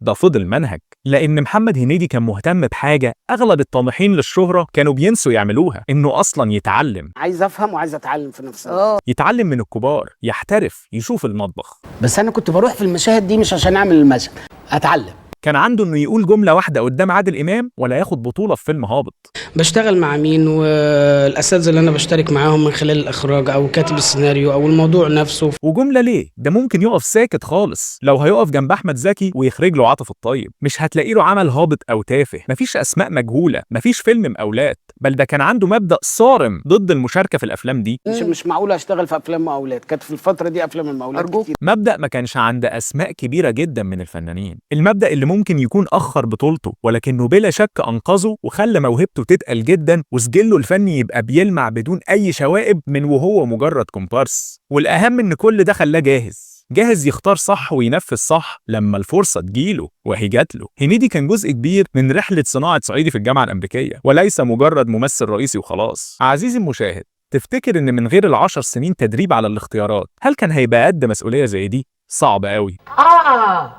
مين فيهم يور دادي؟ لأنها مش أي مسؤولية، مش أي فرصة، دي حاجة أكبر من هنيدي بكتير. لان انا ما بتكلمش عن عمل سينمائي، الموضوع كان اكبر من كده. الفرصة دي هي الأولى، وفي حالة فشلها هتبقى الأخيرة لأنها هتأكد لكل المشككين إسماعيلية كان حادثة وإعادة إنتاج نجاح وفكرة ساذجة، ومحدش هيستثمر في الجيل ده مليم، والسينما هتفضل تتدهور لحد ما تنتهي. فالشاب ده اللي ما كانش عارف يخش برجلين الاتنين جوه، فجأة الصناعة كلها هتبقى متوقفة على نتيجة فيلمه. شوف الدنيا دلوقتي، العمل أخد الضوء الأخضر وجهة التمويل جاهزة، بس الفيلم لحد دلوقتي على بعضه كده ما فيهوش غير محمد هنيدي ومدحت العدل. وعشان نعمل الفيلم المصيري ده محتاجين نروح نجمع فريق الأحلام. سعيد حامد المخرج السوداني مصري الهوى، من خيرة خريجين المعهد العالي للسينما، يبقى أكبر ضحايا سوق التسعينات على الإطلاق. في 93 عمل أول تجربة إخراجية وإنتاجية ليه فيلم الحب في التلاجة. التجربة دي هتأثر جامد على تفاصيل قصتنا، وده مش عشان الفيلم نجح، مفيش فيلم فشل قد الفيلم ده. الحب في التلاجة يبقى واحد من أقل إيرادات شباك التذاكر في تاريخ السينما. فشل لدرجة إنه جاب لسعيد حامد اكتئاب وبطل شغل 3 سنين. دخل في اكتر من 12 مهرجان،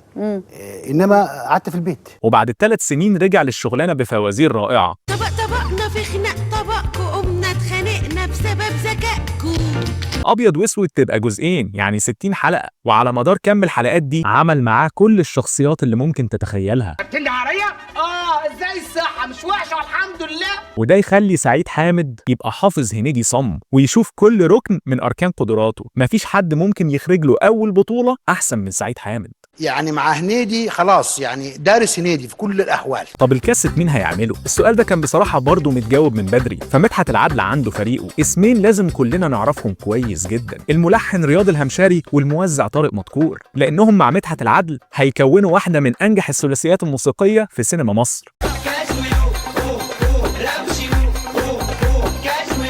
شخصية الصعيدي هي أكتر الشخصيات عرضة للتسطيح أو التنميط في كل العناصر المصرية. يا صعيدي يا ابن الصعيدي. فهي كانت دايما بتتقدم يا إما كاريكاتير أو إطار كرتوني، لازم تفهم إن الميدان ده كله ملكاني، أو شخصية تراجيدية أو درامية. وارد سلطان بيه ما تتباعش راسه. فإن خلف يطلع لا ده ولا ده، دي حاجة ما اتشافتش قبل كده. مدحت العدل ممكن تلخص خط تفكيره الأساسي ككاتب في كلمة واحدة: الهوية.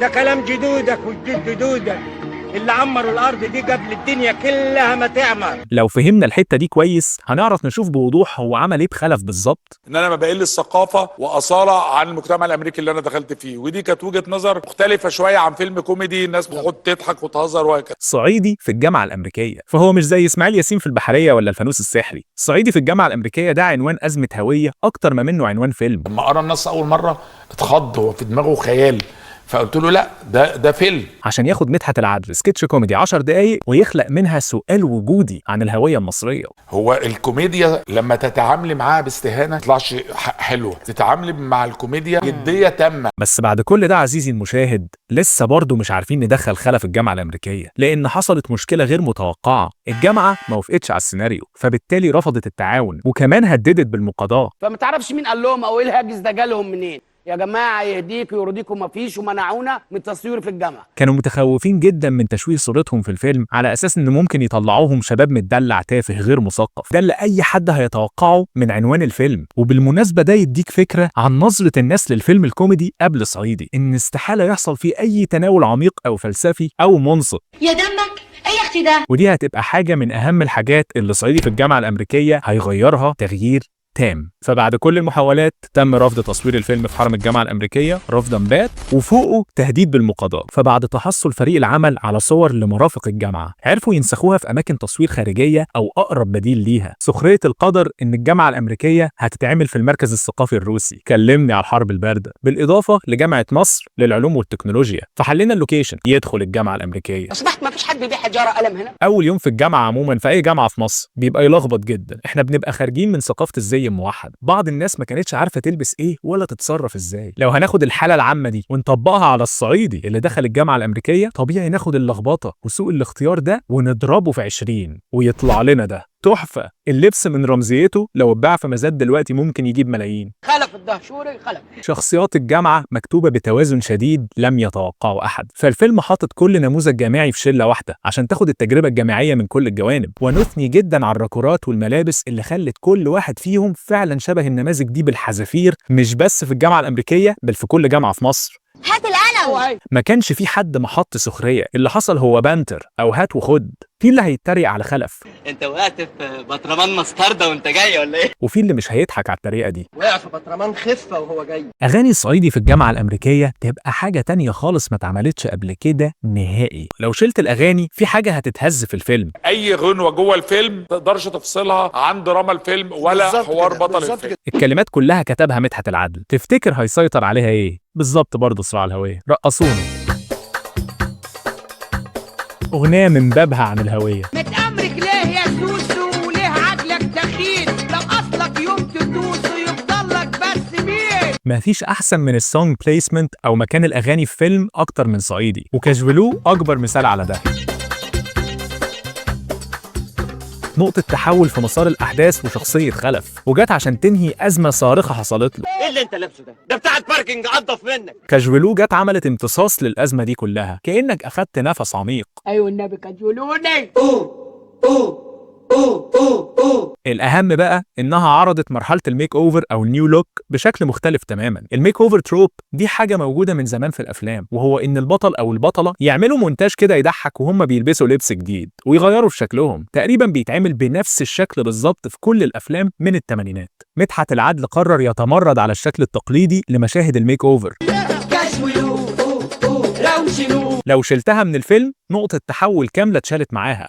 سنتي كات ونايكي ونظارات ريبان، هوليود يا بنت خالتي جايلك راكب حصان. طبعا مش هقدر اوصف نجاح الاغنيه دي، يكفينا اقول لك ان بكل اللي نعرفه عن كمانانا كاجولو نجاحها ما توقفش عند اوائل الالفينات زيها،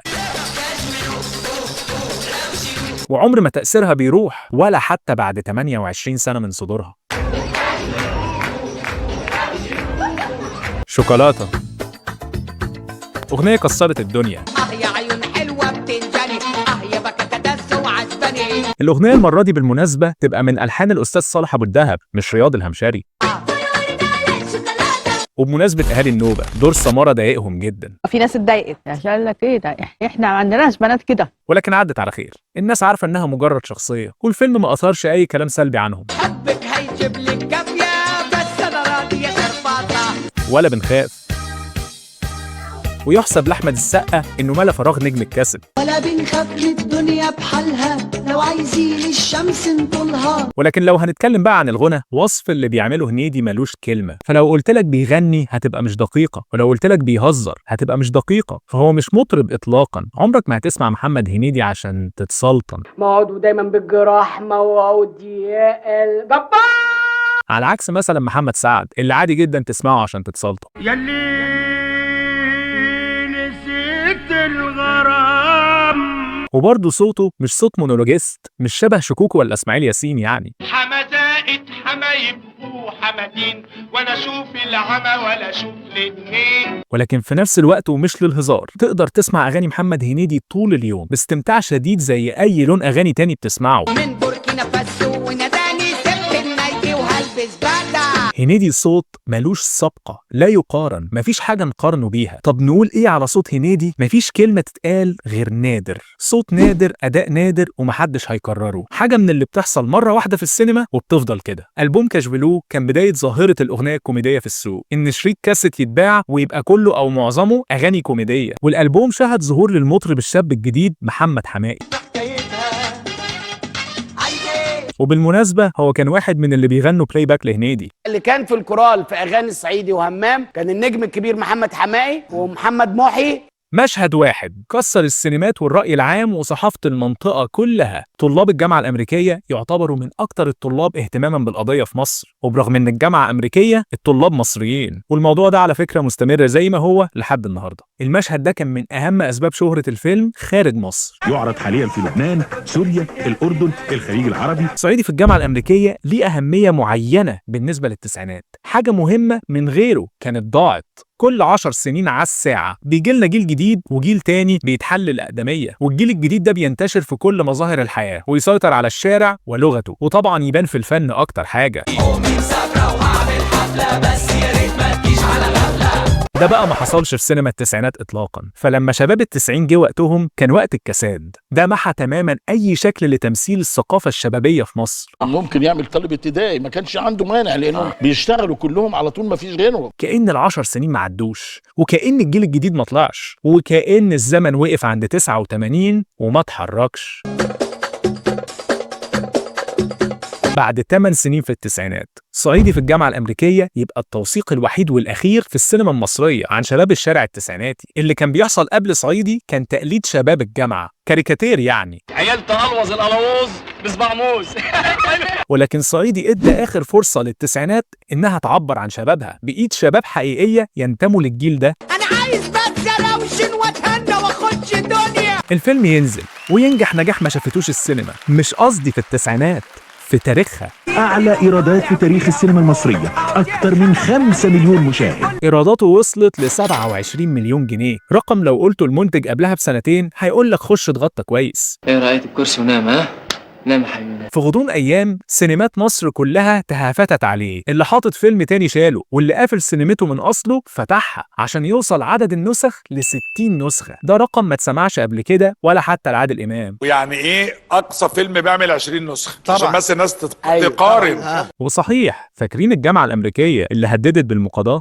خدت درع الجامعة نفسه واعتبروني أحدث خريج الجامعة الأمريكية. وبالفيلم ده يبتدي تغيير جذري في حياة الجميع ومسارهم العملي والشخصي. يعني هنيدي تعب 10 سنين عشان يوفر على شباب صعيدي كلهم سنوات المعاناة ويقدم لهم شورت كات أو طريق مختصر. يعني هنيدي خدها مشي عشان الجيل كله يجري، ومش بس الممثلين. سعيد حامد المخرج اللي أخرج أفشل فيلم في تاريخ السينما يلاقي نفسه أخرج أنجح فيلم في تاريخ السينما، ويعود للصناعة مرفوع الرأس بمستقبل مبهر مستنيه. الشركة اللي أنشئت ما بقالهاش سنة عشان تعمل فيلم لذيذ كده يعجب الناس وينقذ السوق، لقيت نفسها أكبر اسم إنتاجي في البلد، وفي يوم وليلة في اللحظة دي هنيدي رسميا حقق حلم حياته، ومش بس بقى نجم صف أول، ده بقى هو نفسه الصف الأول ولوحده، وأنقذ السوق بالكامل وما خذلش أي حد اعتمد عليه. ولكن دايما في سينما التسعينات في حاجة تنغص عليك عيشتك. لو فاكر تبليمة السوق اللي حصلت في ال15، عايزك تتخيل التبليمة شكلها بقى عامل ايه في ال27. الناس ما بقتش فاهمة اكتر من الاول ان دول هيحلوا محل دول. ايه يا جدع انت الكلام الباسخ اللي بتقوله ده؟ النقلة غريبة جدا، معايير غير المعايير، شكل غير الشكل. فهل الشباب دي تنفع تبقى نجوم مستدامة؟ خليها على الله. الجيل اللي قبلهم قعد 20 سنة بيمثل، دول هيقعدوا قد ايه؟ برغم ان النمطية والافكار القديمة هي اللي خربت بيت السوق، ولكن الفكر المترسخ صعب تغييره. الكساد ده ما حصلش من فراغ، او بصراحة في تحرك واحد هنبقى نتكلم عليه، ولكن بشكل عام لا الشركات فتحت تاني ولا السوق اتملأ افلام. الافلام اللي نزلت بعد صعيدي كانت لنفس الاسماء القديمة فقط لا غير. صعيدي كان درجة واحدة قبل نقطة الغليان، السوق ما قامش في سنتين، السوق قام في 3. اسماعيلية ينزل يصدد،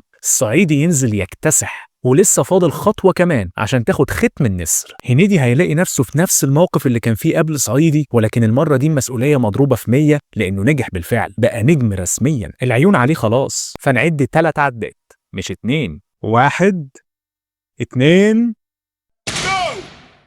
يا عايق يا عايق. حمام في أمستردام 99. مفيش كلام ممكن يوصف أهمية نزول همام بعد صعيدي وإسماعيلية باك تو باك. الترتيب ده كان كل حاجة، فهو مش بس استثمار نجاح ودق على الحديد وهو سخن، بل هو كان نقطة ترسيخ إيمان الجمهور بالسينما كشيء في حياتهم بعد ما كانت خارج حساباتهم تماما. فمرة حادثة، التانية فلتة، التالتة تابتة. باركينج همام في امستردام يبقى اكبر مثال للابسكيلينج في السينما، بالمعنى انك تقفز بالجوده بشكل عنيف، اللي كنت بتحط فيه جنيه تحط فيه 10 جنيه. دكتور محمد العدل ابتدى يبقى عنده استثمار حقيقي، وابتدى يتعامل مع الموضوع بشكل استثماري وصناعي. عيلة العدل ما بقوش في مرحلة التجربة خلاص، ولا بيعملوا فيلم لطيف عشان ينزلوه 15 نسخة. دلوقتي بقى الهدف انك تنزل بفيلم يبيع 60 من اول يوم، لانك بالمستوى ده من النجاح ما ينفعش تعمل حاجة لذيذة، بقيت عايز تعمل حاجة مبهرة. همام اتعمل بليفل انتاج الكوميديا المصريه ما شافتوش قبل كده. انتاجات الكوميديا في مصر عمرها ما كانت ضخمه باي شكل، بالعكس ده كان تصنيف منخفض التكلفه وبيعامل باستخفاف شديد. هنعمل ايه يا هنداوي؟ انا هنداوي بتروح فين؟ ما انت اقلع الباب اللي لابسها ايه؟ همام كان قفزه في كل جوانب افلام الكوميديا المصريه، كانهم بيقولوا دلوقتي هنعمل لكم اول فيلم كوميدي مكتمل الاركان. بس كل الكلام ده كان فاضل له خطوه وياخد اتجاه تاني خالص. بعد صعيدي كان في اتجاهين: إعادة تدوير النجاح ذاته أو خوض مخاطرة جديدة من بابها. إعادة التدوير كانت مغرية جدا، ناخد خلف ونوديه كل حتة، صعيدي في مارينا، صعيدي في أمريكا، زي بالظبط اللي عمله محمد سعد في الليمبي واللي بالي بالك. عدم إساءة استخدام النجاح، لأن احنا كان أسهل معلنا إن احنا نعمل صعيدي في مارينا وصعيدي مش عارف إيه. فهي خلطة تاريخية شبه مضمونة، في سوق المخاطرة فيه ما تطمنش، فكان مغري جدا إننا نمشي في الأمان ونعمل أفلام أكتر للشخصية اللي الناس حبتها. ولكن مدحت العدل ومحمد هنيدي فضلوا الهروب التام من التنميط. بس لا، احنا لازم نقدم حاجة ملهاش أي علاقة بالصعيدي في الجامعة الأمريكية. القرار ده مؤثر جدا جدا، مش بس لصناعة همام في أمستردام، بل ده هيبقى منهج وفكر هنيدي لعقود جاية. لو كررت نفسك مرتين تبقى نهاية العالم. الشخصية ديت عملتها قبل كده ولا لا؟ وحتى لو قريبة بحاول أجدد بشكل مستمر. النهج اللي هيبدأ من أول قرار ليه كنجم شباك في همام في أمستردام. ايه مالك؟ يا أم بتعشى. الحاجة الوحيدة اللي استغلوها من صعيدي كانت التسمية، حد في حتة، صعيدي في الجامعة الأمريكية، همام في أمستردام. الاسم بالشكل ده هيخلي نجاح صعيدي في الأذهان بدون ما محتوى الفيلم الجديد يبقى له أي علاقة بيه. رائع. ومش بس هنخرج من شخصية خلف، لا ده احنا هنخرج بره البلد كلها. يا موتوسيكلاتك يا هولندا. وده يبقى أول جزء هنشوف فيه القفزة الكبيرة في جودة الإنتاج، إن همام يبقى فيلم كروس بوردر أو عابر للحدود. فإنك تاخد فيلم كوميدي لأوروبا حاجة ما كانتش على البال، ومخاطرة كبيرة لأن التكلفة هتبقى بالظبط ضعف صعيدي. كانت الأفلام بره ما بتنجحش، ولذلك همام بكل المعاني فيلم طفرة. الحمد لله، بداية مشرقة بالتفاؤل. همام زي صعيدي، كتابة مدحت العدل، يعني برضو كان معمول في سياق مصري للغاية وبيدور على الهوية. كل اللي انا عايش من البلد دي ان انا الم فلوسي وارجع مصر اتجوز واتنقل بنيله. التسعينات كانت بداية ما يعرف بالحلم الغربي. الهجرة موجودة من زمان، ولكن في ال10 سنين دول بالذات الموضوع بقى غاية كبيرة عند الشباب. أنا رايح هولندا عشان خالي هناك هيشغلني إن شاء الله. بعد همام في أمستردام بفترة قليلة عادل إمام كان نازل بهلو أمريكا. زي ما أنت شايف الموضوع كان ظاهرة. ده خلى بعد أيام قليلة من الاتفاق على الفكرة العامة مدحت العدل ما يكدبش خبر ويسافر لأمستردام.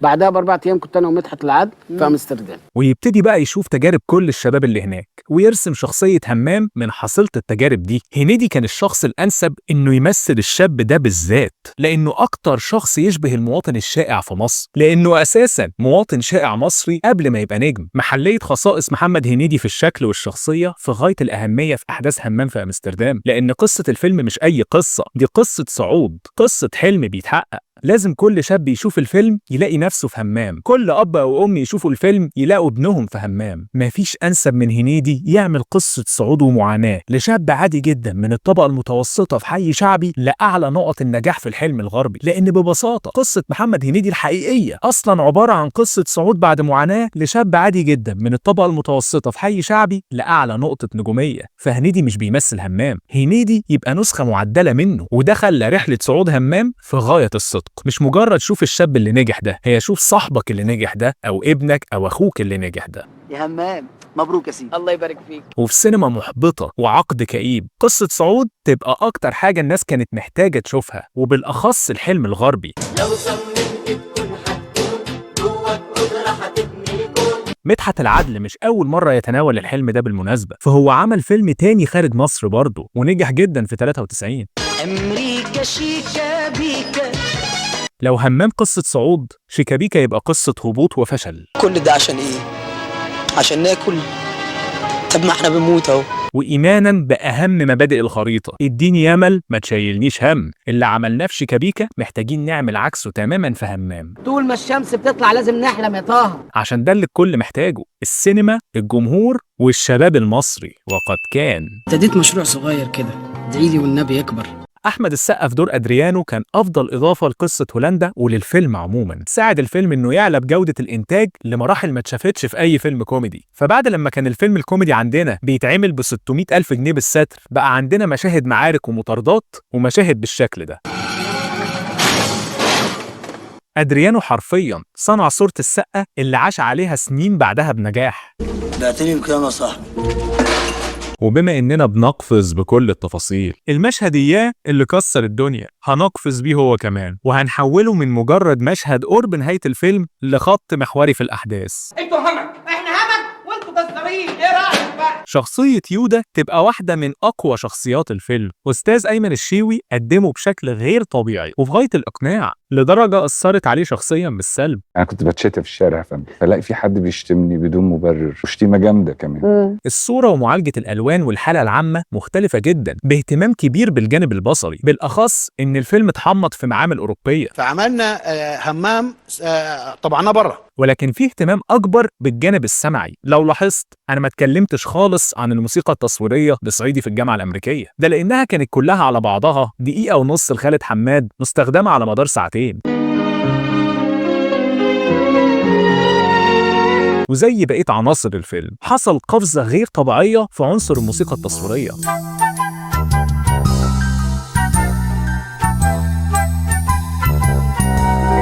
عشان تتحول من دقيقة ونص لساوند تراك 15 قطعة على أعلى مستوى، برضه من صناعة خالد حماد. وده يعتبر أول فيلم يعمل له ساوند تراك متكامل بالحجم ده، وتبتدي مسيرة واحد من أعظم وأكبر الأسماء في عالم الموسيقى التصويرية في تاريخ سينما مصر.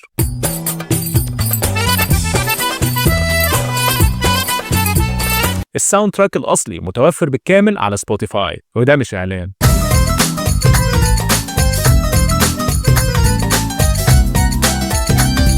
وبمناسبة الجانب السمعي، همام في أمستردام يبقى أول فيلم يتعرض بتقنية دولبي سراوند 5.1، ودي كانت أول تقنية للصوت المجسم الاستيريو في السينمات بدل صوت القناة الواحدة أو المونو. وبما إننا كنا بنشوف الأفلام في السينما وقتها، الدولبي سراوند كان بيصنع فرق ضخم.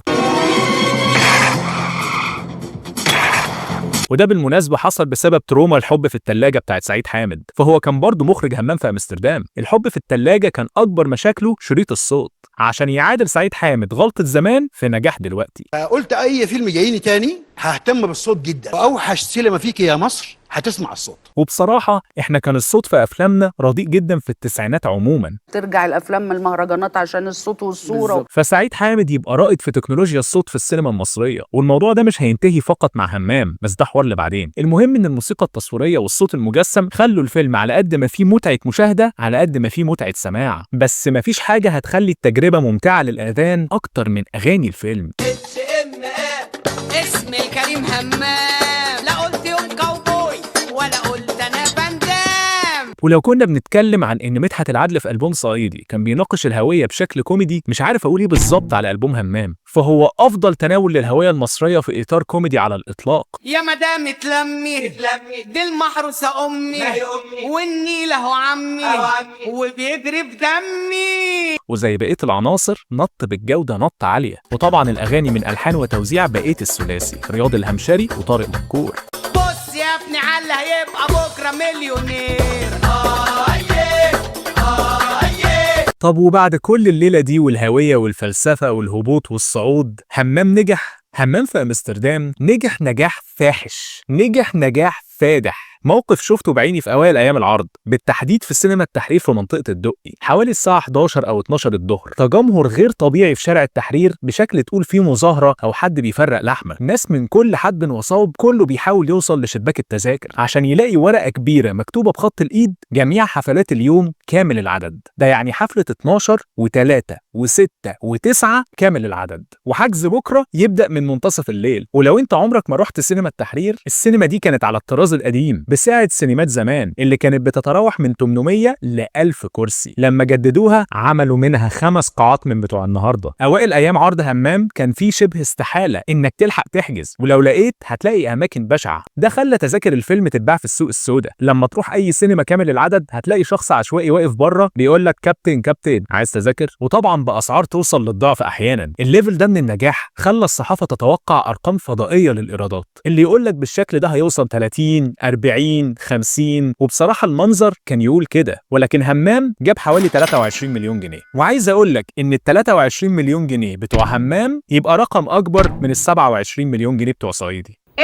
هفهمك. صعيدي كان نازل لوحده تماما، كان معاه بس الفيلم ده، يعني نازل لوحده، فاستحوذ على كل دور العرض اللي موجودة في البلد. كل سينما في مصر كانت عارضة صعيدي. همام بقى كان ليه منافسين، ومنافسة همام الرئيسية كانت شريك كفاح محمد هنيدي علاء ولي الدين في عبود على الحدود. وده الاستثناء اللي أشرنا ليه في بداية كلامنا. عبود على الحدود كان من إنتاج الأستاذ مجدي الهواري، اسم في غاية الأهمية للسينما في مصر، لأنه كان تاني اسم بعد العدل جروب مباشرة يستثمر في الشباب اللي اتقدم، وواحد من اللي قوموا سوق السينما في الصحوة الجديدة.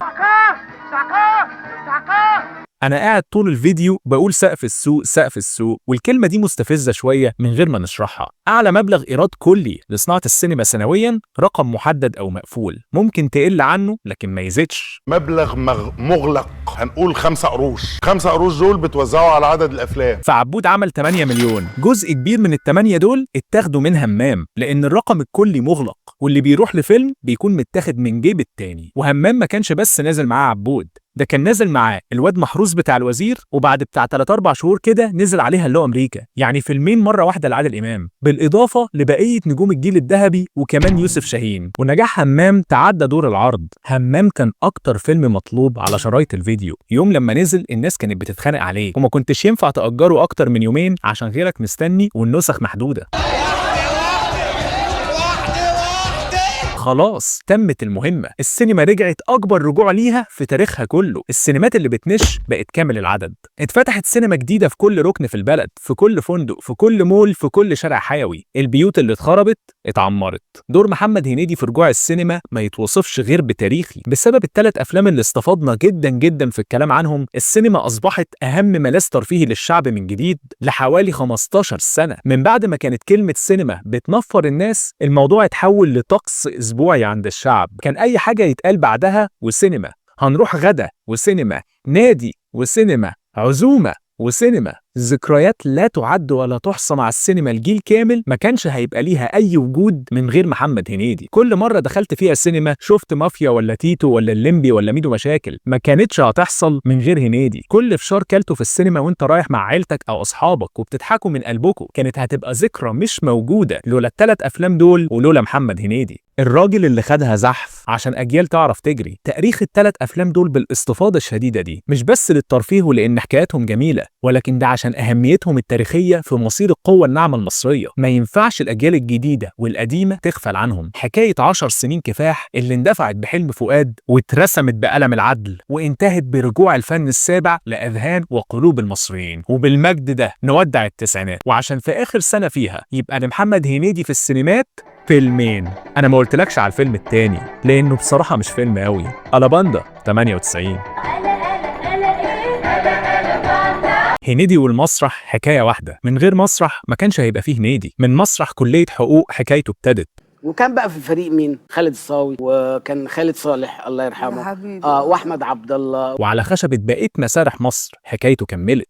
انت عايز تجنني؟ انت ناقص كخامة، انت مجنون خالد. ومحمد هنيدي بيبدأ. المسرح المصري كان في عصره الذهبي. في كل ركن في القاهرة واسكندرية هتلاقي مسرح بعرض ضخم ورواية ما تتفوتش. ومن سنة 84 ولحد صعيدي في الجامعة الأمريكية هنيدي شارك في 15 مسرحية على المسرح المحترف، ده غير مسارح الجامعات والهواة. انت سمعت البيانات كويس يا زناد؟ يا فندم سمعتها كلها. وألاباندا المسرحية رقم 16 كانت وش السعد. فوهنيدي في الطريق لبروفيتها الأولى هيقابل مدحت العدل في العربية إياها اللي غيرت شكل السينما. ويوم داخل البروفات في مسرحية ألاباندا ومدحت العدل جاي ورحت راكب معاه في العربية. ألاباندا كانت بطولة جماعية لمعظم اللي هيبقوا نجوم الجيل الجاي، وآخر عمل جمع ما بين علاء ولي الدين ومحمد هنيدي. جاتوه بسلة، دمك مكلفة المرة دي. ولكن عرضها استمر سنة واحدة فقط. عشان صعيدي اتعمل وكل الشباب بقت نجوم على ذمه مشاريع اضخم، وتحولت ألاباندا لعرض سينمائي اللي نزلوه في 99 نفس سنه همام، استغلال لنجاح هنيدي الغير معقول. أخيراً على شاشة السينما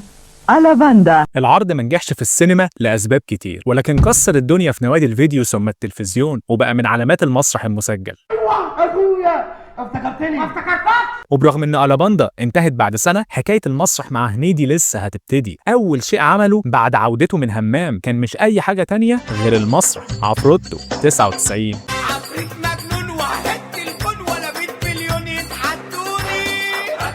عفروتو كانت حوار كبير جدا، لأنها حققت لهنيدي حاجة محدش كان يتخيلها، أكبر شرف مسرحي في مصر إن يتقال اسمك جنب كلمة مسرح. ده معناه إنك قائد مسرح مش ممثل عليه. يعني عندنا مسرح عادل إمام، مسرح محمد صبحي، مسرح سمير غانم، ومع أول عرض لعفروتو بقى عندنا مسرح محمد هنيدي. يلا الظهور لعائلة الوكيل. عفروتو كانت بداية مسرح هنيدي اللي استمر 3 سنين على خشبة مسرح الزمالك، ثم ترقيعه 2002 اللي استمرت حوالي 2 سنين. أنا مفهومة. جرد حمر دوح رحلة هي دي. وترقيعه تبقى آخر مسرحية ليه لمدة 14 سنة، قبل ما يعود مسرح هنيدي من جديد في 2019 في محاولة جميلة لإحياء المسرح المصري من جديد في مسرحية 3 أيام في الساحل. هنعيش في فيلا زي دي وتمنها جاهز اوريدي. نرجع ل 99. عفروتو نفسه بقى ابتدى بمسلسل إذاعي لنجلاء فتحي، وده كان قبل صعيدي مباشرة. نجلاء فتحي، محمد هنيدي في عفريت الهانم. وده يخلينا نقول لكم ان محمد هنيدي يبقى اكبر اسم في الكوميديا الاذاعيه في مصر. بعد اللي عملته ده مش هعرف اعمل سلام بين برع وعوني، اروح ارمي نفسي في النيل بقى. بحصيله 22 عمل اذاعي من 97 لحد النهارده، اخرهم اخطر خطير في رمضان 2026 اللي احنا فيه ده. ارجوكوا ده نداء من زكي ابو القمصان. وكل المجد الاذاعي ده ابتدى بعفريت الهانم. يا بنت العفريت، حد يسال السؤال ده؟ العفريت جبتها بطريقتي طبعا، اللي هيخليه قائد مسرح من اكبر مسارح البلد قبل ما يسيبه عشان يركز على الحب الكبير، السينما. بلية ودماغه العالية 2000.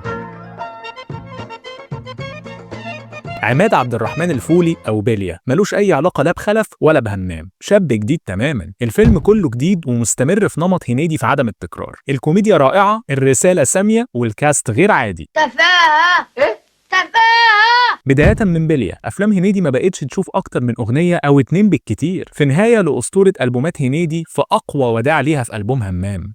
انسى وخليك ريلاكس وابعت للدنيا فاكس. ولكن حصلت حاجة بعد همام. توقعات إيرادات هنيدي بقت خيالية. بعد 3 أفلام ورا بعض صنعوا إيرادات تاريخية في شباك التذاكر، الناس بقت متوقعة من هنيدي إنه يوصل ل1 مليار جنيه في كل فيلم. بلية جاب 16 مليون، ولو عايز تضحك الصحافة كانت بتتكلم عن فشل محمد هنيدي. 16 مليون في صناعة من 3 سنين بالظبط كانت بتعمل 5 مليون في أكبر فيلم ليها، وبيتكلموا في فشل فيلم حقق 16 مليون جنيه. يا على البني آدم يا.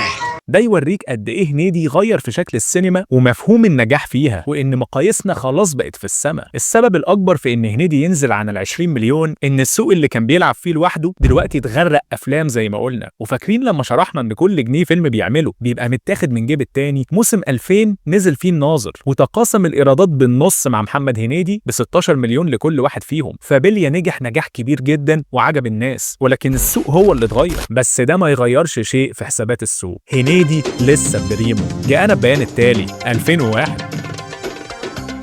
جاءنا بيان التالي يبقى من احلى افلام هنيدي، وعلى نفس قدر وقوه صعيدي وهمام، وده عشان هنيدي هيرجع يتعاون مع صانع الاثنين سعيد حامد. جاءنا بيان التالي تزامن مع صعود الفضائيات الاخباريه كظاهره جديده في حياتنا، بعد ما كان مصدر اخبارنا نشره ال24 بتاعت زمان. درجات الحراره المتوقعه غدا باذن الله في بعض محافظات الجمهوريه. بطوله نسائيه في قمه الروعه واللي قامت بيها حنان ترك، ودي حاجه من اللي ميزت هنيدي طول مسيرته، عدم الاستخفاف بالبطوله النسائيه او تهميشها. فهي جزء قوي من الكوميديا وكمان بمساحه متقاربه. قليل جدا من النجوم اللي بيعملوا كده، وممكن نقول هنيدي الوحيد اللي بيعملها بالشكل المتوازن ده. واضح ان احنا الاثنين عطشانين. وكل دور في الفيلم عموما كان هايل. ممكن حضرتك تقول لنا راس السنه بتمثل لك ايه؟ انت عبيط يالا ولا ايه؟ كان قفزه جديده في الجوده بنفس قدر قفزه همام. اهدى مكان في العالم. المشهد ده مثلا ما كانش جرافيكس ولا CGI، ده كان في جبال لبنان وقت التلج. الكرو سافر مخصوص عشان يصور الدقيقة دي بس. طلعنا تاني يوم كنا في بيروت، كرو صغير، كلمت المنتجين قلت لهم مبروك الفيلم بدأ. جاءنا البيان التالي يبقى عودة هنيدي لل20 مليون عشان النقاد يهدوا بس. وبكده من 97 ل 2001 هنيدي هو السينما، بس الزمن مخبي حاجة. صاحب صاحبه 2002 حصل حادثة، أتوبيس دخل في عمارة. قبل ما أقول عنه أي حاجة، الفيلم فشل، وده هيتسبب في تغيير جذري ولا كان على البال ولا على الخاطر. نجاح الليمبي عدى نجاح صعيدي في الجامعة الأمريكية، وغير معالم السوق بنفس قدره كمان. اللي عمله هنيدي في 98 فعليا اتعمل فيه في 2002، تغيير شامل. نزل محمد سعد بالليمبي كسح الدنيا. ولكن تصريح إن الليمبي كسح الدنيا بقدر إنه حقيقي، بقدر إنه نص الحقيقة. الليمبي كان جزء من اللي حصل لصاحب صاحبه، الموسم كله كان مش في صالح هنيدي. عادل إمام رجع بعد غياب موسمين بأمير الظلام. ابعد عن حيحة. ودي كانت عودة مرتقبة جدا عشان ما تعودناش على سنتين بحالهم من غير عادل إمام. إيه البكا مرتقب؟ وأحمد السقا ينزل بأقوى أفلامه وأول فيلم أكشن من نوعه في السينما، مافيا. لا هتاخد ايه ولا كام وليه. والفيلم ده اتعمل حواليه ضجة خلت مصر كلها تتكلم. قول لهم ان الفرعون العاشق جاهز للاحتفال. فكل اللي نازل قدام هنيدي يا اما سبق اول من نوعه يا اما عوده مرتقبه، والثلاث افلام يحققوا اكبر ايرادات ممكن يحققوها. مفيش اي فلوس ناقصه في السوق عشان هنيدي ياخدها، مبلغ مغلق. وده مش لقله جوده الفيلم او ضعف الكوميديا او اي حاجه من اللي بتلصق لصاحب صاحبه لمجرد انه منجحش تجاريا. الفيلم تحفه، قصه جديده ولذيذه وضحك نظيف قوي. لا تقول عنسان امريكا ولا لندن ولا بلجيكا. وكمان من إخراج سعيد حامد صاحب الثلاث نجاحات الأضخم في السينما في وقتها، يعني معمول على نفس مستوى بقية الأفلام بدون أي استسهال أو انتقاص من الجودة. ما بتضحكش ليه يالا؟ كفايه. وفوق كل ده صاحب صاحبه يوريك حاجة عن شخص محمد هنيدي، وبعد 4 نجاحات تاريخية واستحواذه لوحده على شباك التذاكر يقرر إنه يشارك فيلمه كله مع صديق الكفاح أشرف عبد الباقي. مفيش نجم من جيله عملها، إنه يشارك الأفيش مع نجم تاني بالنص وهو في قمة مجده. مش غريب انك انت تجيب معاك نجم كوميدي تاني يشاركك البطولة يعني؟ لا بالعكس، ده انا فرحنا جدا وقتها انا واشرف. لو فتحت فيديو محمد سعد هتسمع قصة مختلفة خالص عن اللي أنا بقوله ده. الفيلم فشل عشان السوق غفل الكل، وعشان المنافسة كانت من نوع نادر جدا مش بيتكرر كتير، وعشان المعايير اللي اتغيرت مرة كمان بدون سابق انذار بنزول الليمبي. هو الواحد ليه ما اتولدش فرخة؟ وليس لأي سبب فني أو سوء صنع للفيلم. يلا يا عشوائي يا وقت. صاحب صاحبه هيبقى من أحلى تجارب المشاهدة لاحقا بعد ما معمعة المنافسة تنتهي ويروح التلفزيونات للناس تقدره. لحظة وين الكمثرى؟ ولكنه كتجربة كانت أكبر اختبار لشخص محمد هنيدي، مش بس كفنان محترف وإزاي هيتعامل مع الفشل. فقلت أوكي هشوف المشروع اللي بعد كده حلل بقى إيه اللي حصل. بل نظرة جوه نفسية محمد هنيدي كإنسان، واللي بوعدك هتخليك تحبه أكتر وأكتر. عسكر في المعسكر 2003.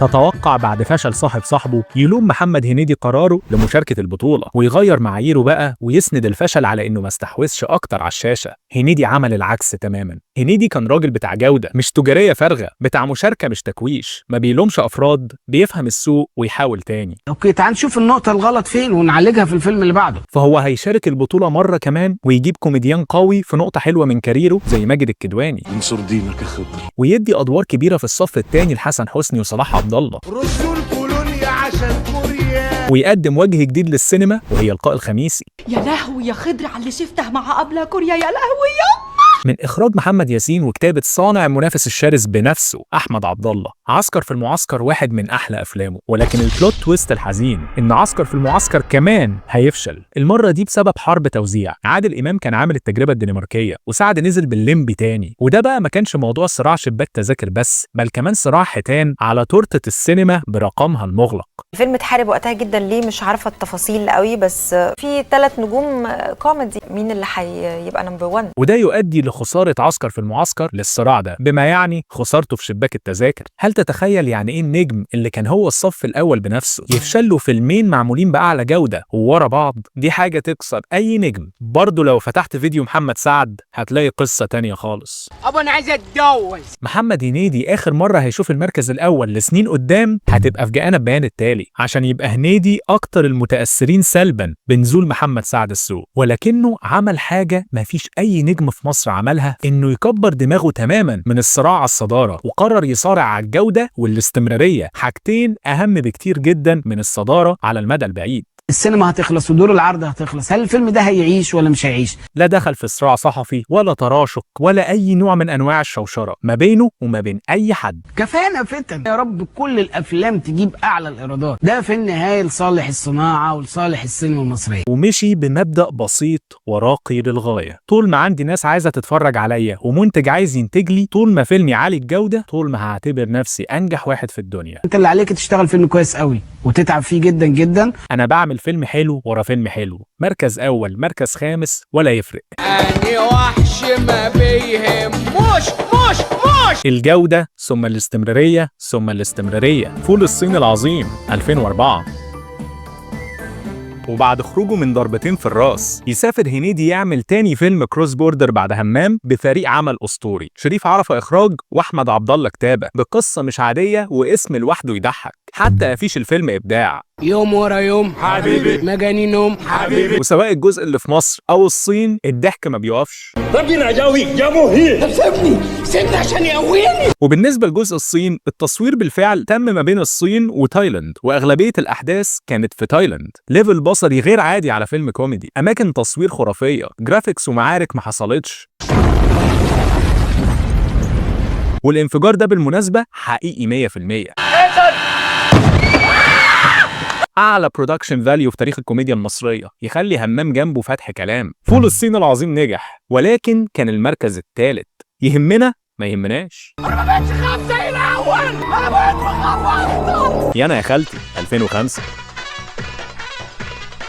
عودة سعيد حامد صانع المجد، واستمرار لأحمد عبد الله زعيم كتابة كوميديا الألفينات. الفيلم ده أيقونة، فهو أول بطولة لدنيا سمير غانم اللي هتبقى أهم اسم كوميديا نسائية في مصر. حزنقوم ده واسمه حزنبول. الخالة نوسة كاركتر كسر الدنيا. جامايكا. يانا يا خالتي يعتبر من كلاسيكيات الفترة دي، ومن أكتر الأفلام جماهيرية لهنيدي، وبيتناول موضوع مهم اجتماعيا، الدجل والشعوذة في مصر. بس لما دخلت المجال ده اكتشفت ان كل الناس ماشيه ورا النصابين الدجالين. ولو لاحظنا حاجة عن أفلام هنيدي كلها عموما من أول إسماعيلية، إن كلها قصص أصلية 100% وليست مقلدة أو مسروقة. ده يرجع لأنها قصص مصرية للغاية، فبالتالي قصص أصلية للغاية. بس انت وش ايه؟ انا وش مصري خالص الحمد لله. الله. هنيدي دلوقتي بقى نجم ما يعرف بالمنطقة الدافية من السوق، إيرادات حلوة، جمهور ثابت، فيلم مضمون، ولكنه مش هينافس ولا هيتصدر، هيفضل في الدفا. انا مش ساحره ولا انت جاي يا عمر افندي؟ هنيدي كان بيعمل حاجة تانية ما حصلتش بجانب تنازله عن الصدارة، حاجة ما فيش أي نجم بحجمه أبدا عملها، وهو إنه يخفض من أجره عشان ميزانية الفيلم تعلى، ويعرفوا يجيبوا أسماء تانية جنبه. وبرضه سبب إنه كان بيعرف يطلع أفلام إنتاجيا مستحيلة على أي نجم كوميدي تاني إنه يعملها، لأنه بيسيب متنفس كبير في البادجت يعرف المنتج يحطها في جودة الفيلم. لو عايز تعرف نقيض ده إيه، أكيد أنت عارف هتروح فين. ايه الغلطانه اللي انت فيها؟ وش إجرام 2006.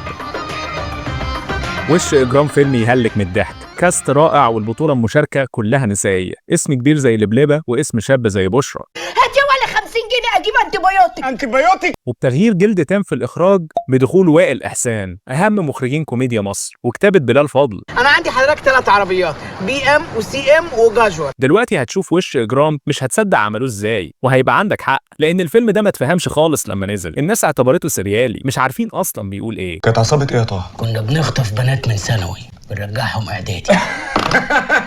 ده يرجع لموضوع أكدنا لك عليه كذا مرة، هنيدي عمره ما بيخاف من التجديد. هم 10 سنين تقريبا.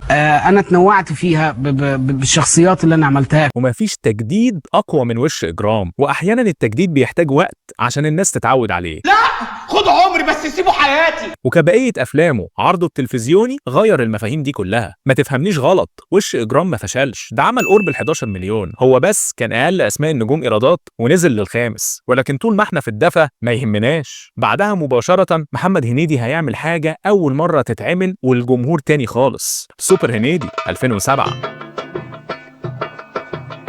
محمد هنيدي هيعمل أول كرتون للكبار في تاريخ مصر، وضحك كلب البحر جايب آخر الشارع، وده بعد نجاحه الغير طبيعي في أعمال ديزني بالمصري سواء لاين كينج أو شركة المرعبين المحدودة أو أكتر من 80 حلقة تيمون وبومبا.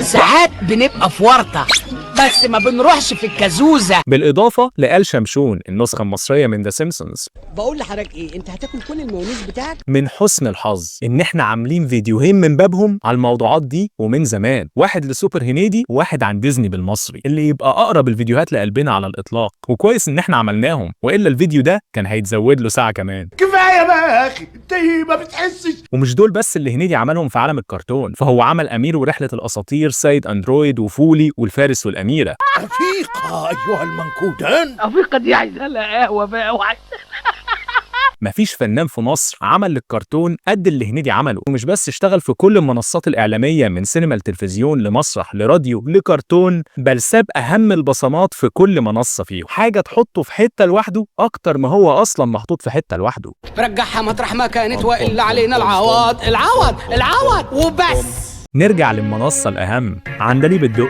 2007. فيلم مختلف شكلا ومضمونا كالعادة، وكله إفيهات مستمرة لحد النهاردة. الأستاذ شعر الستر حسين وائل إحسان هيكمل معنا في الإخراج، وهنشوف أول تعامل لهنيدي مع أيمن بهجت قمر في الكتابة. انت اللي طلبتي تطلقي. وبرغم انها دبي، ولكنه ثالث فيلم كروس بوردر لهنيدي، لانه مش بس متصور هناك بل احداثه قائمه على الثقافه المحليه في الامارات. يا لها باللي له الخافجي هلي وده كان بعد نجاح كاركتر الخليجي في انا يا خالتي. واحده ابكي. يستمر محمد هنيدي في المنطقه الدافيه، ولكن الدافي جه الوقت انه يسخن. رمضان مبروك ابو العالمين حموده 2008. تغيير جلد تام، شخصية هنيدي ما قربلهاش نهائي في كل كاريره، وكانت أول مرة نشوف زيها، براءة اختراع. اعربي يا ألفت. حصل تغيير جلد تاني، الاستعانة بكاتب عادل إمام المفضل يوسف معاطي، اسمه حمائي وكاتب لها على الصورة نويه. رمضان هيبقى مشروع شخصي جدا لمحمد هنيدي، أقرب شخصية ليه من بين كل شخصياته، دي حاجة هتيجي تاني بعد شوية. لو اعتبرناها نقطة تحول، رمضان مبروك أبو العالمين حمود. في حاجة مهمة تانية عن رمضان، إنه يبقى أول فيلم لهنيدي من بداية مشواره ما ينزلش في موسم الصيف، بل ينزل في عيد الأضحى، الحاجة اللي هتخلي الكلام يختلف تماما. رمضان هيكسر الدنيا تكسير من بتاع زمان، وإجمالي الإيرادات توصل ل 25 مليون. إيه يا رمضان. حلو حوار العيد ده، اعملوه تاني. أمير البحار 2009.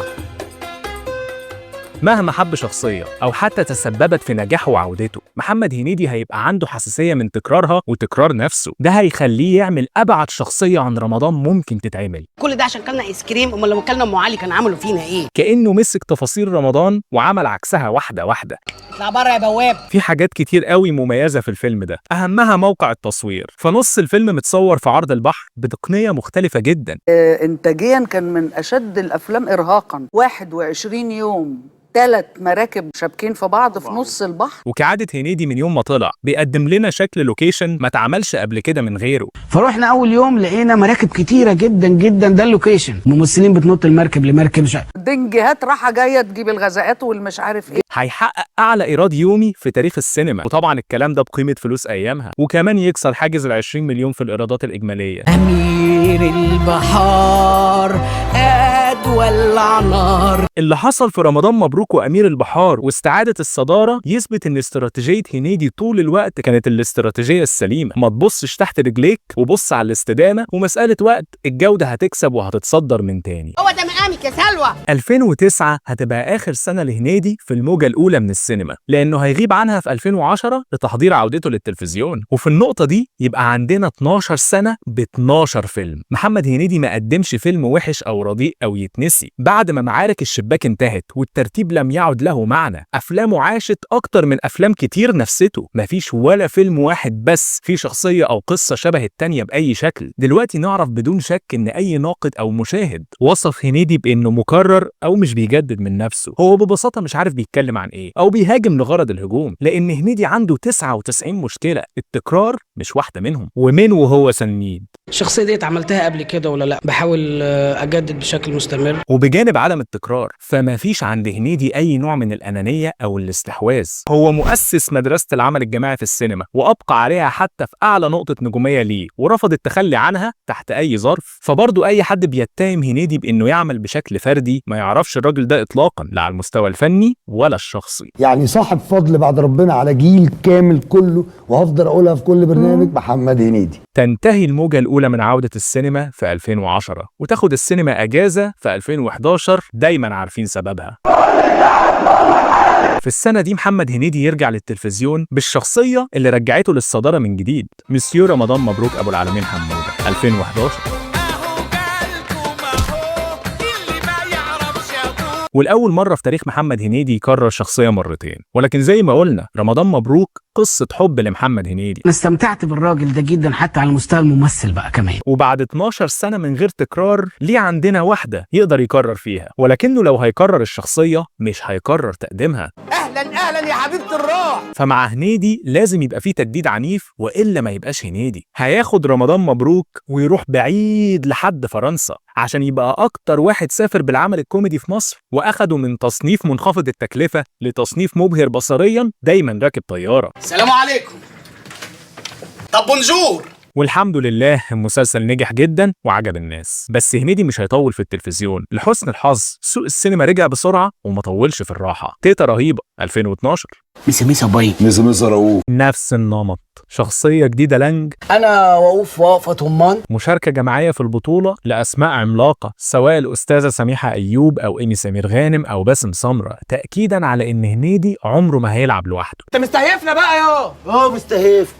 المفاجأة دي تيتا رهيبة برضه نزل في العيد عشان يرسخ هنيدي مكانه من مشارك في المنطقة الدافية في موسم الصيف لنجم موسم العيد بنجاح يمتد لبقية السنة. موسم العيد هينصفه أضعاف الصيف اللي طحنوا في حروب التوزيع والمنافسة الشرسة عشان يتصدر تيتا رهيبة الإيرادات بالفعل، ويبقى استكمال لاستعادة هنيدي الصدارة اللي تنازل عنها لسنين. ميسا رؤوف. ميسا أحداث تانية هتحصل وسوق السينما هيتأثر سنتين كمان، وهنيدي مش متعود يغيب فهيروح على طول للتلفزيون. مسلسليكو 2013 كالعادة عمل رائع جدا، ولو شفته دلوقتي بأكد لك هتستمتع للغاية. هنيدي بتاع فوازير من زمان وأحسن واحد يعملها.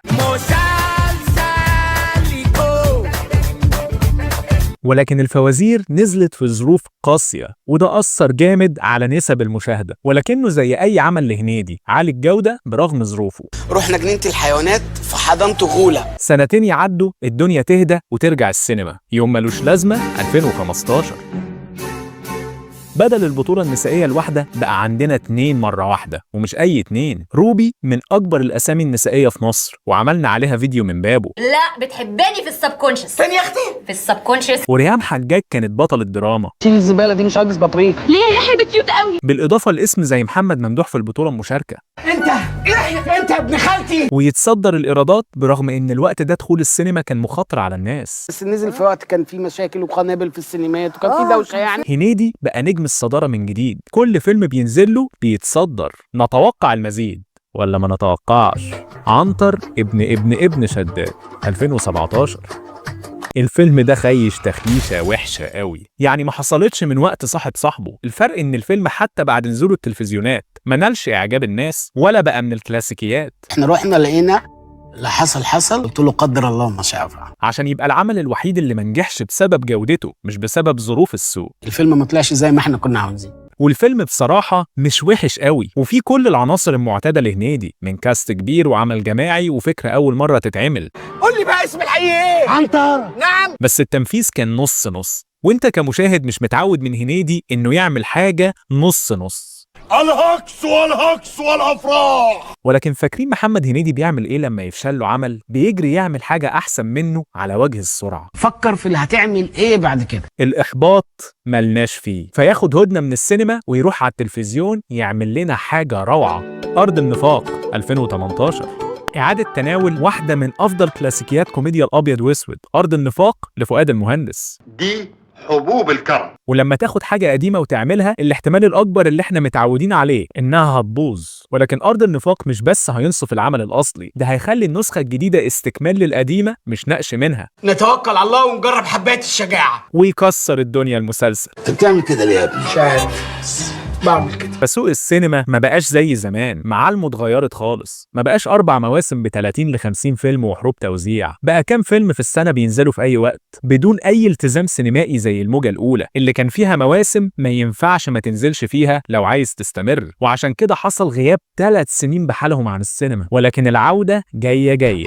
الإنس والنمس 2021، كاست نجوم والإخراج والكتابة لشريف عرفة. الفيلم تصدر الشباك ووصل ل60 مليون جنيه إيرادات. النجاح ده يخلي هنيدي يرجع للتواجد سنويا. نبيل الجميل أخصائي تجميل 2022، كاست نجوم، مخرج رائع، كاتب شاطر، 35 مليون جنيه إيرادات والفيلم يتصدر. ده معناه إننا نعمل 3 فيلم بسرعة. السينما تنادينا ولا ما تناديناش؟ مرعي بريمو 2023، كاست كبير، غادة عادل واحمد بدير، عودة التعاون مع سعيد حامد بعد 18 سنة من ساعة يانا يا خالتي. ولكن ليس كل ما يلمع ذهبا.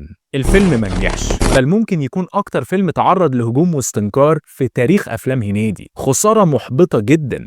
فيه هجوم شديد على الفيلم بشكل اوفر. الجدير بالذكر ان المشكله مش بس في مرعي بريمو، افلام الموجه الجديده كلها بما فيهم اللي اتصدر ونجح اتعرضت لنقد فني لاذع انها مش على مستوى افلام هنيدي القديمه، وان النجاح التجاري لا يعكس اطلاقا نجاح فني. وده برضه يرجع ان كل حاجه اتغيرت في السينما، شكلها ما بقاش زي زمان، فحتى كوميديا هنيدي نفسها ما بقتش زي زمان. ولما السينما بتوجع التلفزيون بينادي. شهاده معامله اطفال 2025، الفكرة جديدة جدا ويطلع منها درر. كل منطقة ضخمة كان هو روش واحد وبتتوارث بقى، ولكن ما طلعش منها أي حاجة بقدر اللي كان ممكن يتعمل. شهادة معاملة أطفال ما نجحش، على الأقل داخل السباق الرمضاني اتعرض لهجوم قوي جدا على محتواه وإهداره للفكرة بتنفيذ سيء. فكرة إن يبقى فيه إخفاقات فنية مستمرة في تاريخ هنيدي شيء بصراحة غريب ومحزن، ولا يتماشى مع كارير 20 سنة من النجاحات الفنية. حتى الأعمال اللي فشلت تجاريا بقت كلاسيكيات فنية بعدين. فاللي بيحصل ده غريب وخارج شخصيته كفنان، ودي حاجة تدعو للقلق.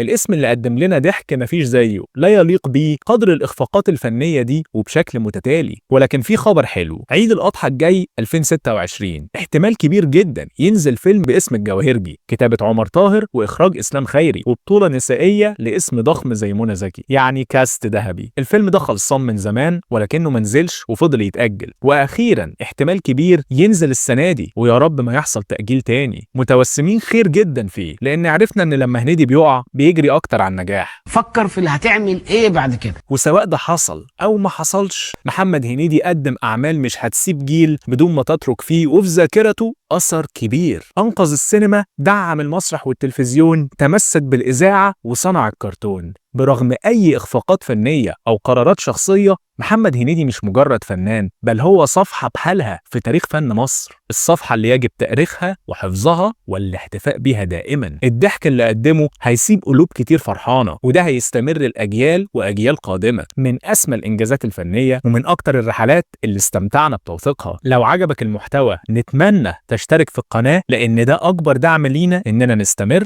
ونكمل. الذكريات ما بتخلصش واللي جاي احلى. أراكم على خير.